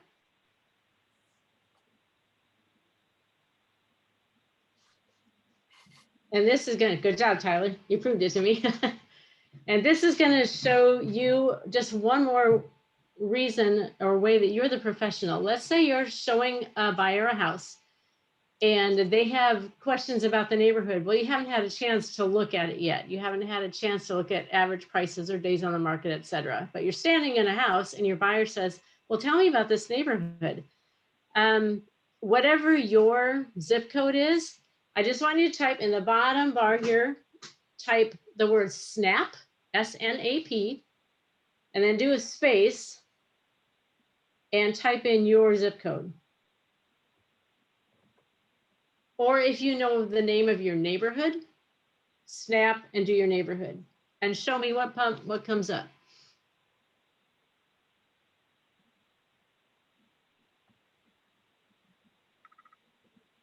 There it is. And when you say view Kelly Snap, it is all right there. How many active listings, how many pending, average days on the market, average listing price, average price per square foot, average sold price. It's all right here. And all you had to do was go in and type Snap with a zip code. Or like I said, if you can get, I live in the Rosetta neighborhood. If I type Snap Rosetta, I'm just going to get this piece of Eugene and all of the facts about it. So while your buyer is wandering around looking at the house and the features, you can pull that up and say, oh, by the way, here's this and this and this. Just to put yourself out there as the professional, as the resource, because the more information you give them, the more they will see you as their source and they will come back to you. So that's a cool tool that's really easy and you have it in your pocket when you're showing a house. That and the KW app will do the same thing. If you open up the app, sorry? Oh, go ahead. I was going to say, I just want to say thank you for showing me that because I've had this Kel app for like a month and a half now, and I don't know what to do with it. So that's one thing to do. That is one of the best things to do with the Kelly app. And I'm sorry, I was trying to log into mine and I missed the first part of what you said. I heard put the zip code in at the bottom. Oh, when you open up, let me go back here again. So when you open up, you have this blank home screen. Down in the bottom, just type SNAP, S-N-A-P, and then a space and your neighborhood or your zip code or the city, and it will pull up. And if you notice, it pulls up what you asked for, but then it gives you more suggestions next to it, for neighborhoods around you. So that between that and the KW app, if you open up the properties on your KW app and the house you're standing in, if it's actively on the market, should show up on your KW app. So let's say I'm showing this house here. I'll tap on it while I'm standing in it, and it's going to bring me up all of those details as well. All the details about this house, but also the market stats. So those are two, if you have those downloaded, they are almost instant access to facts and information that your buyers might want to know, and they might not even know that they need to know those things, but it's just more of another way that you can educate your clients and become that resource that they can't let go of. So Where did you find that second one? I was busy plinking around with the first one when you started off. Where do we find our house? It's just the KW app. This one right here. No, I mean, when you said that you could find like where you are right now and it would tell you about your specific house that you're in. Oh, that's the KW app. So when you open the app, it should find you where you are. So if you're standing in 123 Main Street, property, you open it up, it finds you. It's on the home page. Got it. Yeah. Okay. Thank you. I thought I had to go somewhere else. No, you just have to open it up and it finds out where you are. So they're sweet tools to use and it's all right there. We always have so much to talk about in so little time. So let's move along, shall we? Good job, everybody on the market research. Now that you know how to learn about the neighborhoods, you have to qualify your buyers. You need to make sure that they actually can buy a house. So let's say they call you or you meet them at an open house and they say, I really want to buy a house. I'm ready to buy a house. How do you find that out? So there's a good source here for you on page 21. If you go to page 21, I know we skipped a couple of pages, but 21 and 22, this is a buyer lead sheet where you can collect information about this buyer. It has all the pertinent questions you need to ask to find out if this is a buyer who is ready to buy, or if maybe they'll be ready in about 6 months, or they're just dreaming, then they'll never be able to buy a house. But use this information here to just sit down and ask them these questions. Say, hey, if you got a few minutes, can I give you a call and ask these questions? And if in the end, it turns out that they are a buyer who is absolutely ready to go, or at least in the next 6 months, then set an appointment for a buyer consultation. If they're not ready now, get them connected with a lender. So the lender can give them steps to get ready to buy a house. And then you put them on a drip campaign and you keep in touch with them. Never, never, never say, go to a lender and let me know when you're ready to buy a house. Because there are an awful lot of brokers out there who will catch them before they come back to you to say they're ready to buy a house. So even if they can't buy, stay in touch with them. They might know somebody who wants to buy or sell, even if they can't. I met a lady in November of 2015 at an open house, and she said she wanted to buy a house. She's not bought a house yet, but I can trace from her lead to the different people that she led me to, who led me to other people. I can trace, I believe it's up to 7 closed transactions. Peggy didn't buy a house yet, but Peggy introduced me to this person who had this house to sell, who this person bought a house, who introduced me to that person. So it's like this whole family tree of referrals and transactions. So even if they can't buy, or if you think, you know what, they're not serious, put them on a drip campaign. So do you use the buyer lead sheets? And if so, do you keep them as physical copies or digital? I would say that if you're the kind of person who needs to have it written down and you want to keep it somewhere, do it. I don't use this because, I mean, after all these years, you get to know the questions that you need to ask, and then we just drop them into either the home buying process or a drip campaign. So I don't, but as a brand new agent, this is a fabulous resource to use to get your gears rolling about what should I ask them to make sure that they're a qualified buyer. So that's a matter of difference. I was actually going to make something similar to this because I worked so many years in subject contacting and recruiting for a research company that I always tracked and had it on a piece of paper of like what I had reached out to them, when I called them. And it's very comfortable for me, but I know it's also a little old school. So I wasn't sure if it was still something that we should do. And that's completely up to you. It's your business. You can use this, you can create your own, you can make it digital. You'll get to a point where you're probably like, I don't even need that. I think it's a good idea to have it so you can track it, but also every time you have any communication with a client or a contact, put notes in command. Put those notes, even if you call them and left a message, they didn't answer, put those notes in command so you have one place where all that information is. And when you add a new contact to command, you have the option to put in a description. All of this information on this buyer lead sheet can go in that description. So you have it all right in front of you in Command. We actually were updating all of those notes in Command today. Is anybody else having issues with the activities not tracking or loading into Command? We were trying to add activity instead of notes, and it was just spinning and it wasn't saving. Mine was just spinning today too when I was trying to make calls. I was, no, actually it was earlier today when we added a new lead and the right side of the page just kept going around and around and around, which patience is huge when it comes to Command because they're always changing it, always updating it. So if it doesn't do it today, it'll probably do it tomorrow or in an hour. But again, so that's another opportunity to send it to Command support and say, hey, this is happening. And so then they can at least be aware of it and look into it.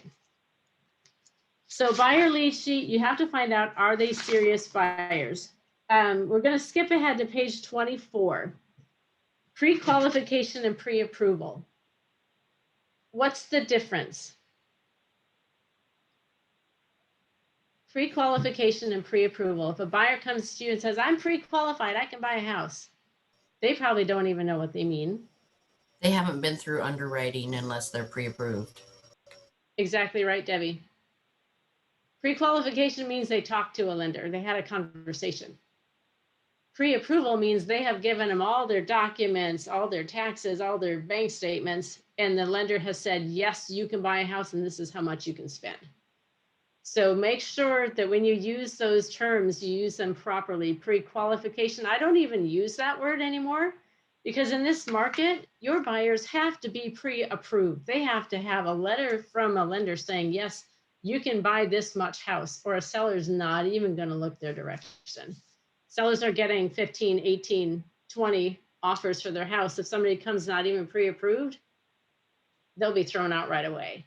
So help your buyers understand the difference. Say, are you pre-approved for a loan? If they say yes, ask them, tell me more about that. Tell me what that means.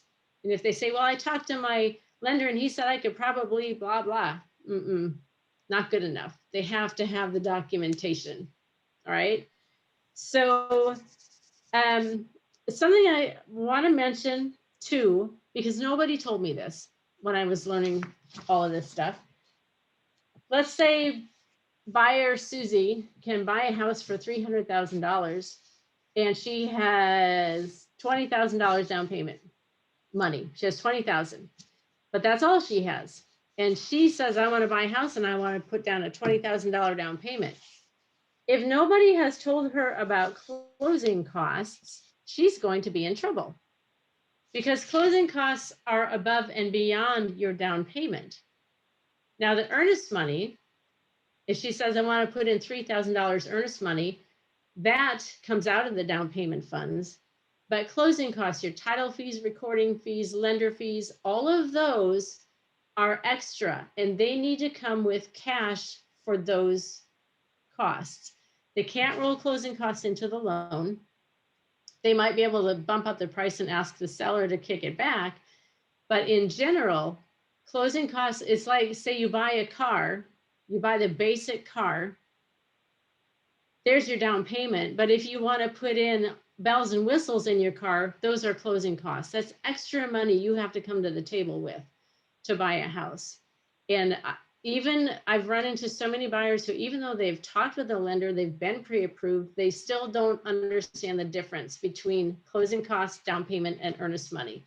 So make sure that you understand it well enough to be able to explain it to your buyers so that when they get the closing statement and it says they need to come into the title office with an extra $7,000, they're not surprised. All right, just a little tidbit. Okay, I have uploaded something for you. And we have been joined by, we were joined by Jenny. Jenny's gone. Do you see the buyer packet in the chat box? No? Yes. Sorry? I say, yes, I see it. All right, well, I'll put it there again because some people aren't seeing it. This next piece of the course talks about the buyer consultation, buyer packet. There we go. All right, I just sent it to everyone again.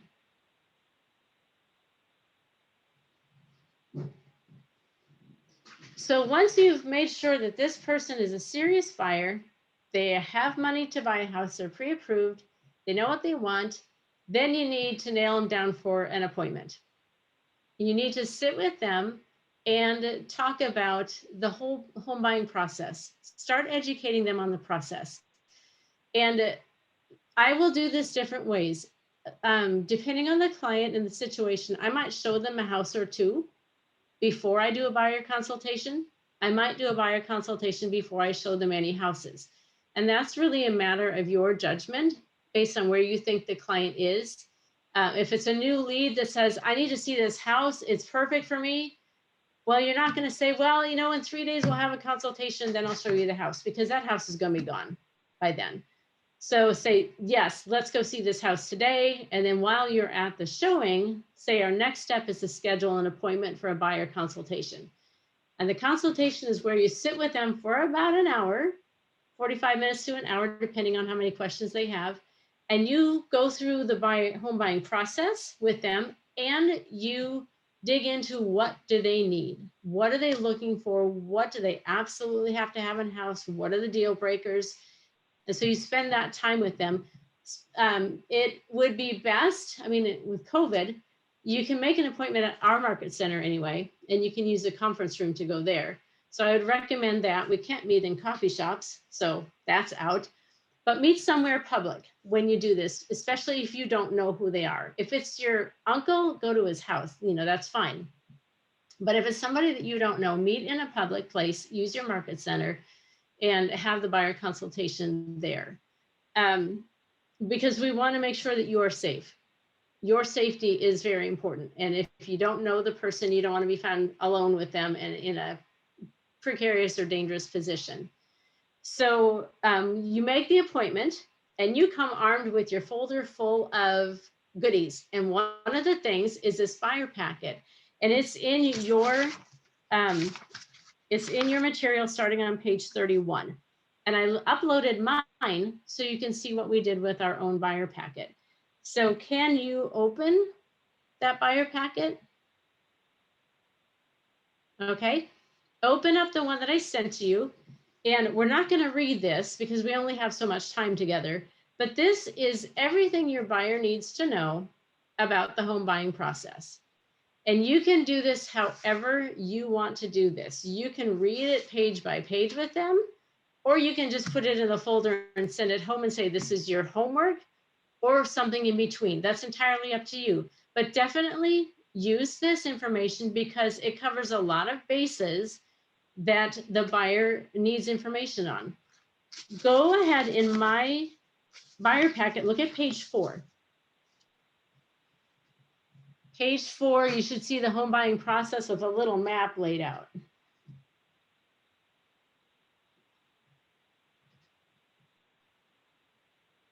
When I do a buyer consultation, and this buyer packet is in my folder, I pull it out for the buyer and I say, here's all the information, here's home buying 101. This is what you need to know. These are all the steps. And I'm happy to answer any questions you have about them. But let's make it simple. And I pull out page 4 and I put it in front of them. And I just briefly talk about the different stages. And I let them know that more information about all those steps is in this packet. And what I tell them to do with this page 4 is put it on their fridge. I say, take this home and stick it on your fridge. And when we go past a step, check that off on your fridge. And so you have a visual right in front of you all the time.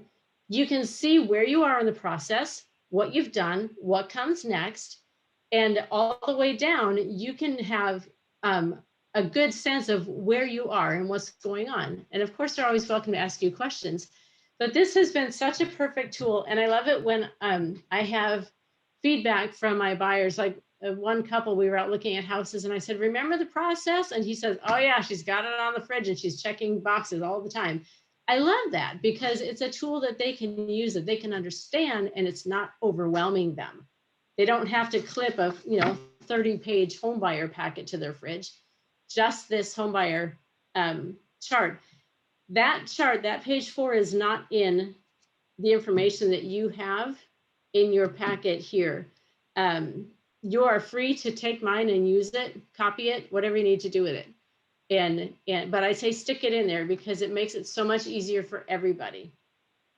So going through this whole, I'm looking now in your materials that you have for your class. We've got page 31, 32, all the way through to the end. It's all excellent material for the buyer. And if you read it all to them when they're sitting with you in that consultation, they will go out not remembering anything you talked about. So give them the little chart to stick on their fridge. So here you go. Whenever you have questions, let me know. But then always reassure them that you are going to keep them informed of the step they're on and the step that's coming. Always stay ahead of them. Your goal is to give them the answers before they knew they had the questions. And you can do that just by staying in touch, keeping up with your deadlines, knowing what documents need to be where, and communicating with your buyer. And at least every week, communicate with them when they're in a transaction, even if there's nothing to tell them. If the inspections are done, we're waiting for the appraiser to show up, fine, still call them and say, nothing is moving at this point. Everything is still in good shape. Nothing new has happened. Do you have any questions for me?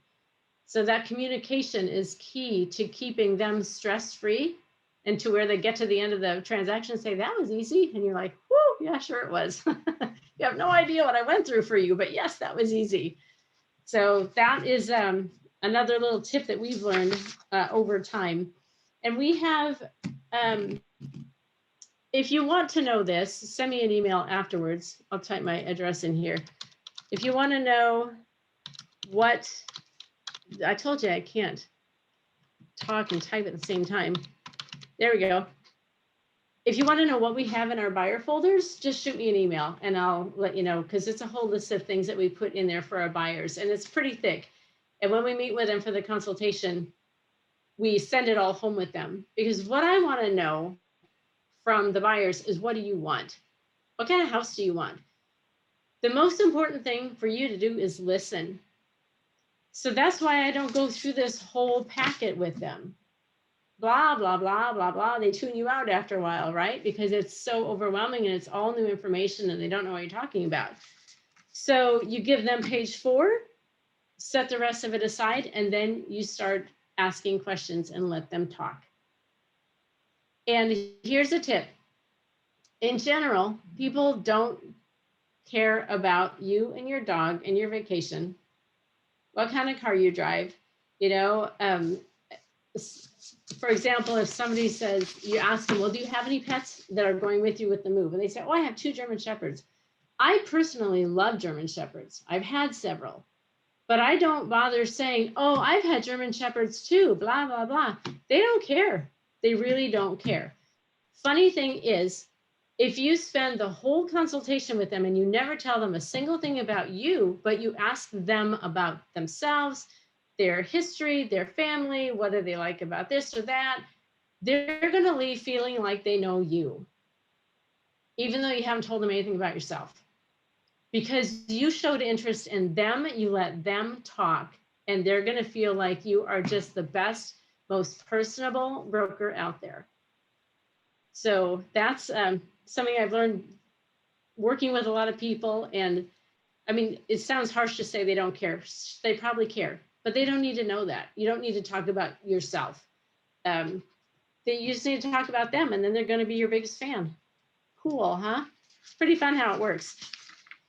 All right, you're going to have a little bit of fun. I'm going to skip ahead to the buyer needs analysis. So what have we done so far? We have talked about the fact that lead gen is your #1 job. And in this case, you're lead genning for buyers. You get a buyer, and well, we already talked about, where do you find buyers? Buyers come from all kinds of places. So then you get one. Then what do? You have to find out if they're a serious buyer. And you have different methods and ways to do that. And then you find out where they want to buy. Now you know how to get information about their neighborhood and their particular area of interest. Now, are they serious? Let's find out. Use the buyer lead sheet. Are they pre-approved? If all those boxes are checked yes, then let's sit them down for an appointment. Do a consultation with that, all that information that I just shared with you. The most important part of the consultation is finding out what they want. What do they need? What are they looking for? And so that is a buyer needs analysis. And this, this is a perfect file to start with. I'm going to pull this up for you. After a while, you are going to walk into a buyer consultation with a yellow legal pad. You won't need to have all of these things in front of you because you'll know by rote, you'll know the questions to ask and not to ask. But this is a beautiful resource for you, the buyer needs analysis, to sit down with them and make sure you don't miss a thing about what they're looking for. So can you open the buyer needs analysis? Actually, tell me if you can't. Got it? All right. This is going to be the last thing that we do today because it's 3:22 and I am determined to get us out on time or before. And I don't like it when speakers say that and then they run late. So I'm not going to be that kind of person, okay? So what we're going to do with this buyer needs analysis, Tyler and Kel, Tyler, I see you. Kel, are you here? Was he in the breakout room with you, Jeff? Yeah, I'm here. Sorry. Okay, Cal, thank you. Because I can't see you, so I want to make sure you're Yeah. here. I'm going to go ahead and put you in breakout rooms again. And this buyer needs analysis. One of the rooms might have 3 people. I don't know how many are here. The first page is getting started. Don't worry about filling in their name and all that information, but one of you is going to be the agent and one of you will be the buyer. If you're in a group of 3, one of you is the agent and 2 of you are buyers. All right. And the agent is going to go through this buyer needs analysis and ask you these questions. So the buyers, you get to be creative. Think of what kind of house would you like to buy and then answer these questions as though you were a home buyer today. And this is the most important part of your buyer consultation because you're listening and you're letting them talk all about themselves. So I'm gonna go ahead and get you in breakout rooms. As I'm assigning breakout rooms, does anybody have any questions about this? No questions. Perfect. Oh, I was going to ask a fast question. Sorry. I had some buyers and they were giving me like they kept wanting to look at houses and back and forth information on what they were approved for. And I just felt like I knew them a little bit better and I didn't feel like their situation was probably like what they felt like it was. So I wasn't really sure how to handle that, but I didn't want to waste their time or my time running around, showing them houses or this back and forth. So I just asked their permission to contact the lender that I knew that they had mentioned they spoke to, and just posing it as so that lender and I could get on the same page and meet and just give them a really smooth transaction when the time is right. And so I spoke with that lender and I'm super glad I did because it turns out that they were not nearly as ready as my buyers felt like they were. So I got a whole different scenario on that. Is that how you would have posed that? I mean, because how else would you really know other than them saying here's my, here's my letter, here's my prequal, right up front, to get really where they're at financially, if they are even close to being ready. And it worked out really well with the lender because I just posed it to her also as I got permission from my buyers to contact you. I'm new to the real estate market. I'd love to, just have a connection with you and discuss where they're at, and if you ever have any needs. And so that's how I went about it and that worked out. But how generally would you maybe go about that? Well, I think you did the right thing because you did ask permission to speak with the lender. And then when you did, I mean, that was perfect. You found out information that was beneficial to everybody because now everybody's not wasting their time and your buyers aren't getting their hopes set up and they're not setting themselves up to fail, right? And so that was perfect. And as far as follow-up, I I probably would have asked the lender to reach out to the clients, and if they haven't already, give them steps to get to the point where they can buy a house. And then for you, just send them, you know, like put them on a monthly neighborhood nurture for a neighborhood that they love, or you know, it's just something, keep in contact with them, touch base with them. I'd say call them every quarter to ask how their credit is and, you know, whatever. But I think you managed it well.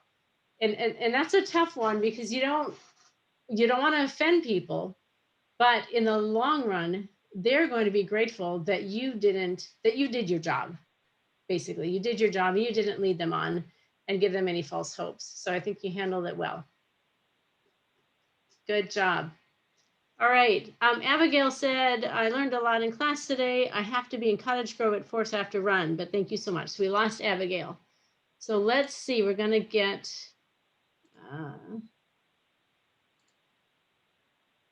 I'm putting you in groups now. So one of you can be a broker and one of you can be a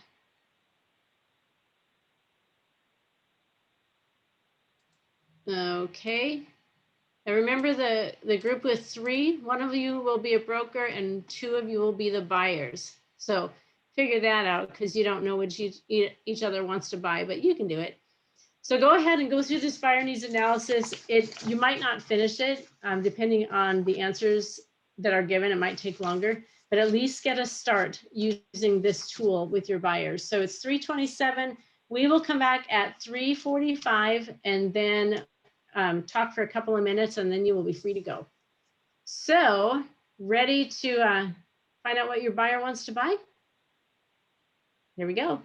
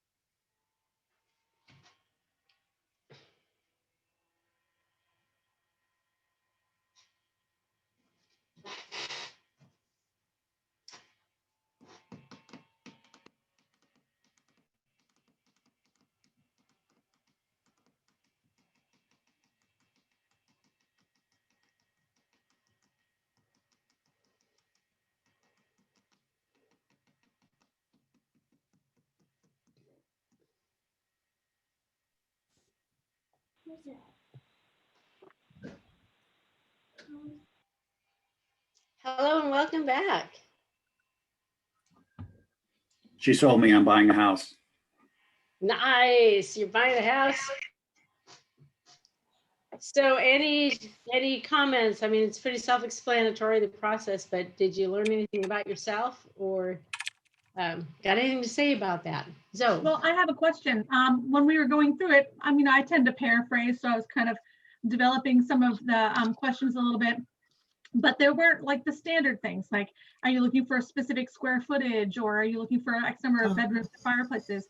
We kind of evolved towards some of that, but there were some things that came up at the end that through my, kind of wondering myself as the agent, asked about like, do you need storage for an RV on the side? Are you interested in things like, multiple garage openings, and does it have to have?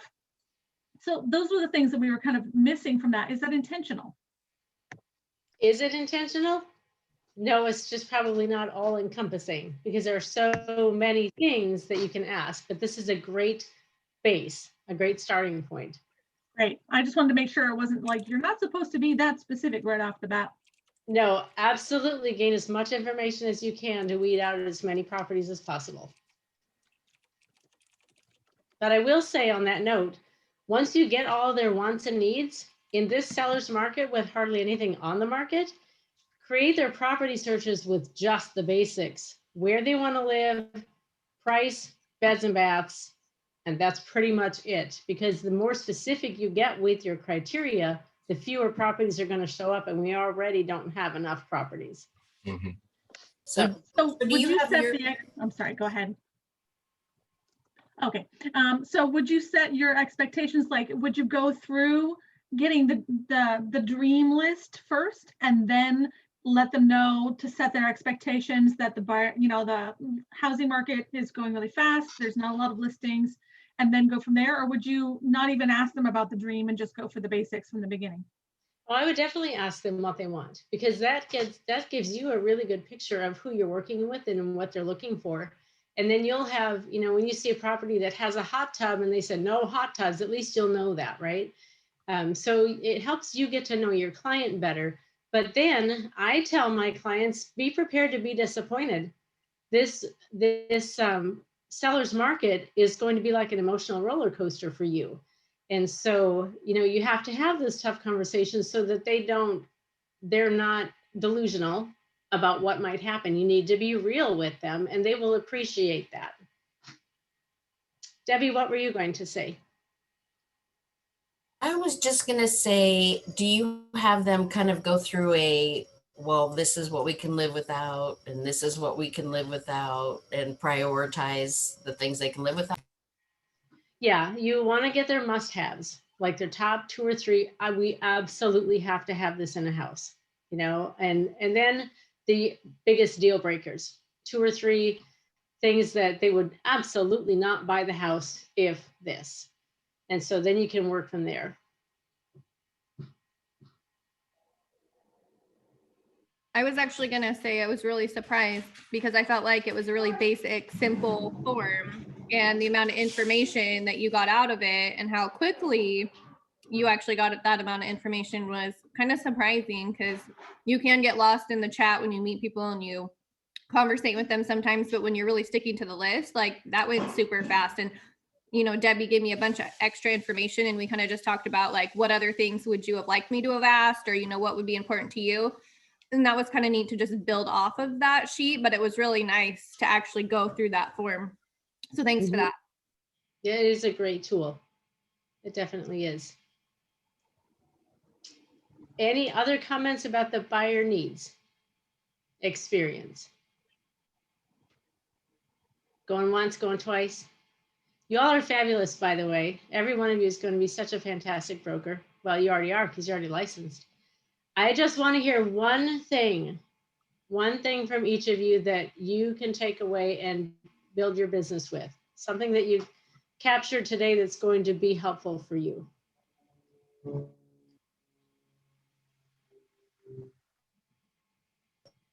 I think for me, just It just reminds me I really need to dig into the smart plans and the neighborhood things. And I know these things are set up to make them easy, but getting them set up is what's making me crazy. But just using those resources so that you don't have to be manually doing everything. The Kelly app, that was a great tip. We'd actually heard that, but I hadn't really gone in and physically done it and used it, which kind of helps set that memory and the process of using those tools. So that was great. Yeah, and for me, just having the confidence, you said, just go find out about that area. So in addition to that, I've been struggling with social media, how to make myself feel smarter than I am. And that's a quick way to get lots of stats and push out there on social media that have people start looking at you as the expert. For me, it's definitely working more with Command, spending more time in there with the smart plans and campaigns and building a website in there.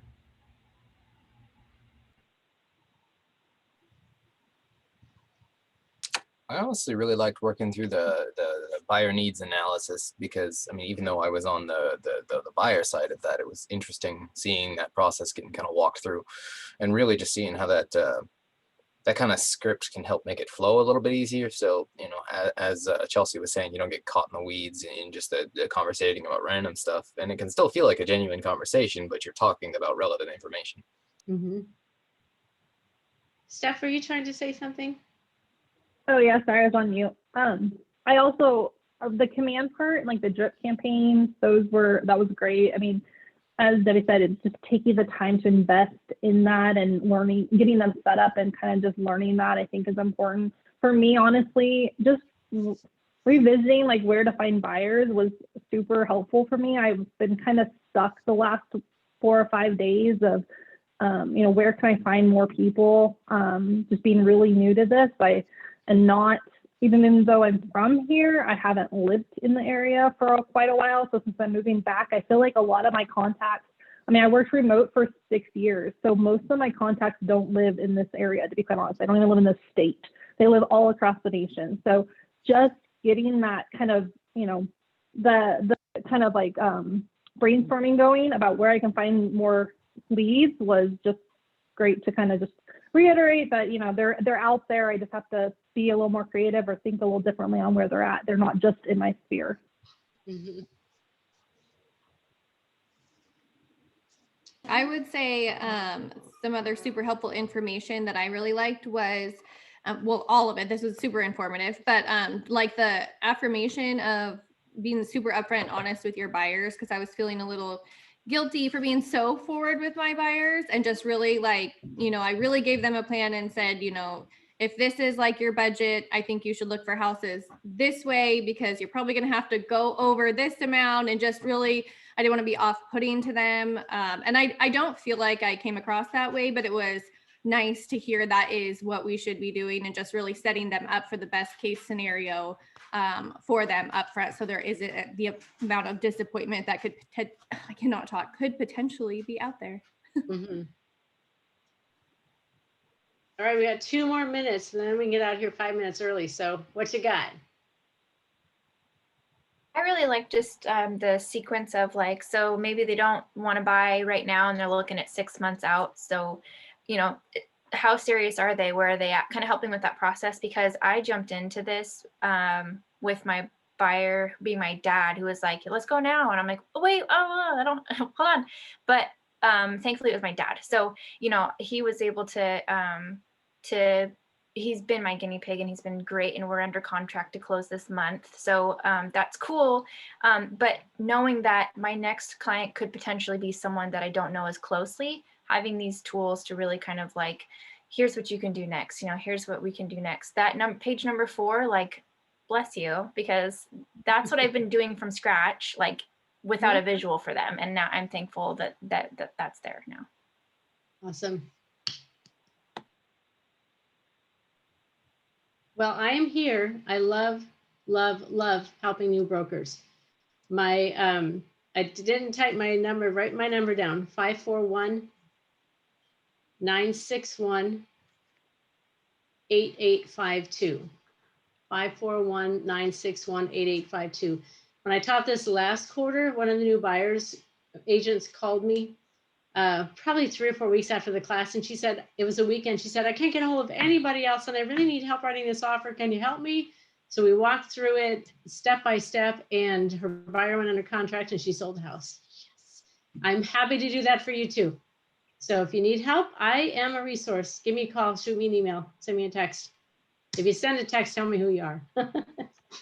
Thank you very much, everybody. 5 minutes early is still 5 minutes early. So make use of all these extra minutes you've got in your day, all right? Thank you. Thank you. Awesome. You are quite welcome. My pleasure. you. So much. We'll see y'all later. Bye. We'll sell those houses. Yeah.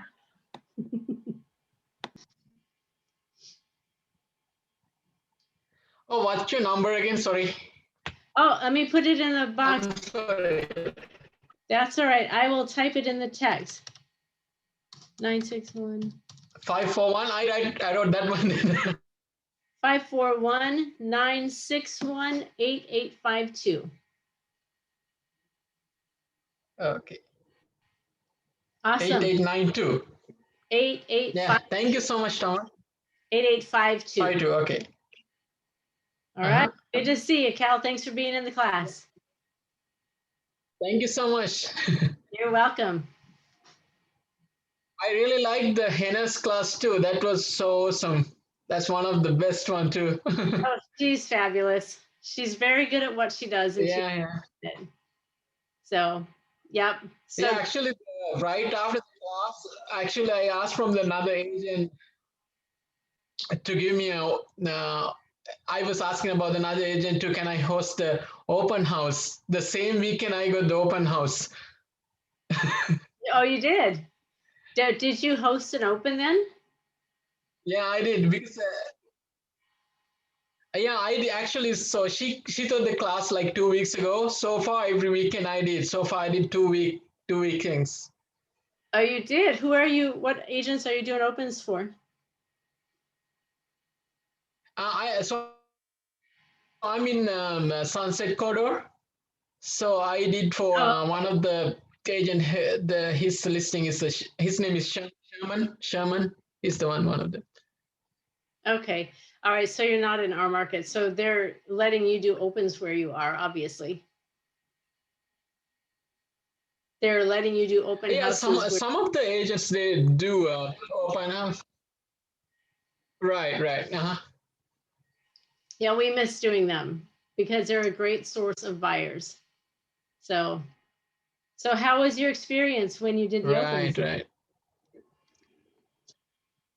Did you have a good experience? Oh yeah, I did actually. I mean, I never host by myself, but I've been open houses, so when I was buying my home, but this was kind of like different, especially with the COVID precautions and everything.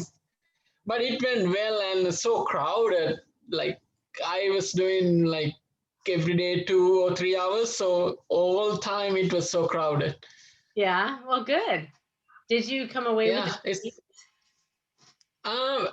No, actually, I follow up with them, but most of them they said they have an agent. So, and we're finding that too, Cal. A lot of buyers they're very smart and they already come with an agent. A lot of them do because it's market. So, but that's okay. You just keep doing it. Just keep doing the right things. Right. So what happened? Most of them, what happened was they came with the agent first day, and they wanted to see it second time. So they show up in open house too. Oh, nice. All right. Well. Yeah. Oh, Tamara, can I ask you one quick question? Yes. About the cold calling, like how you guys find this? If I know someone living in the address and their name, how you guys find their phone numbers? There's anywho.com, ANYWHO.com. Sometimes you can find their numbers there. But otherwise, we have used a program that we pay for called Ben Verified. me go ahead and put those in here too. Anywho.com. This one is free and sometimes Okay. the number, sometimes not. But then this one that you actually pay for, Okay. that was much more helpful than verified. Just Google. Being verified? Pardon me? Yeah, just Google verified and you should be able to find information about it. And that's more reliable. Thank you, yeah. Because it didn't cost that much. I don't remember, $15 a month, $30 a month. But if you consider you might get a lead and make $5,000 or $8,000 out of it, it's worth the price, right? Oh yeah, of course. I'm just don't know, like I saw a few in online, but it's kind of like a high price too, like very high, like about 200 per month, something like that. So. Right. Yeah, Ben Verified wasn't that expensive. Also, look them up on Facebook. A lot of people have their phone numbers on Facebook in their information. So, oh, okay, got it. So check there. Yeah, I was talking to you about that. Yeah. So awesome. Well, I'm gonna run, and you have my number. You have my email address. So if you have any questions, ask. I'm happy to help. Yeah. Thank you so much, Tamara. You are welcome, Cal. You have a good night. You too. Bye-bye. Bye-bye.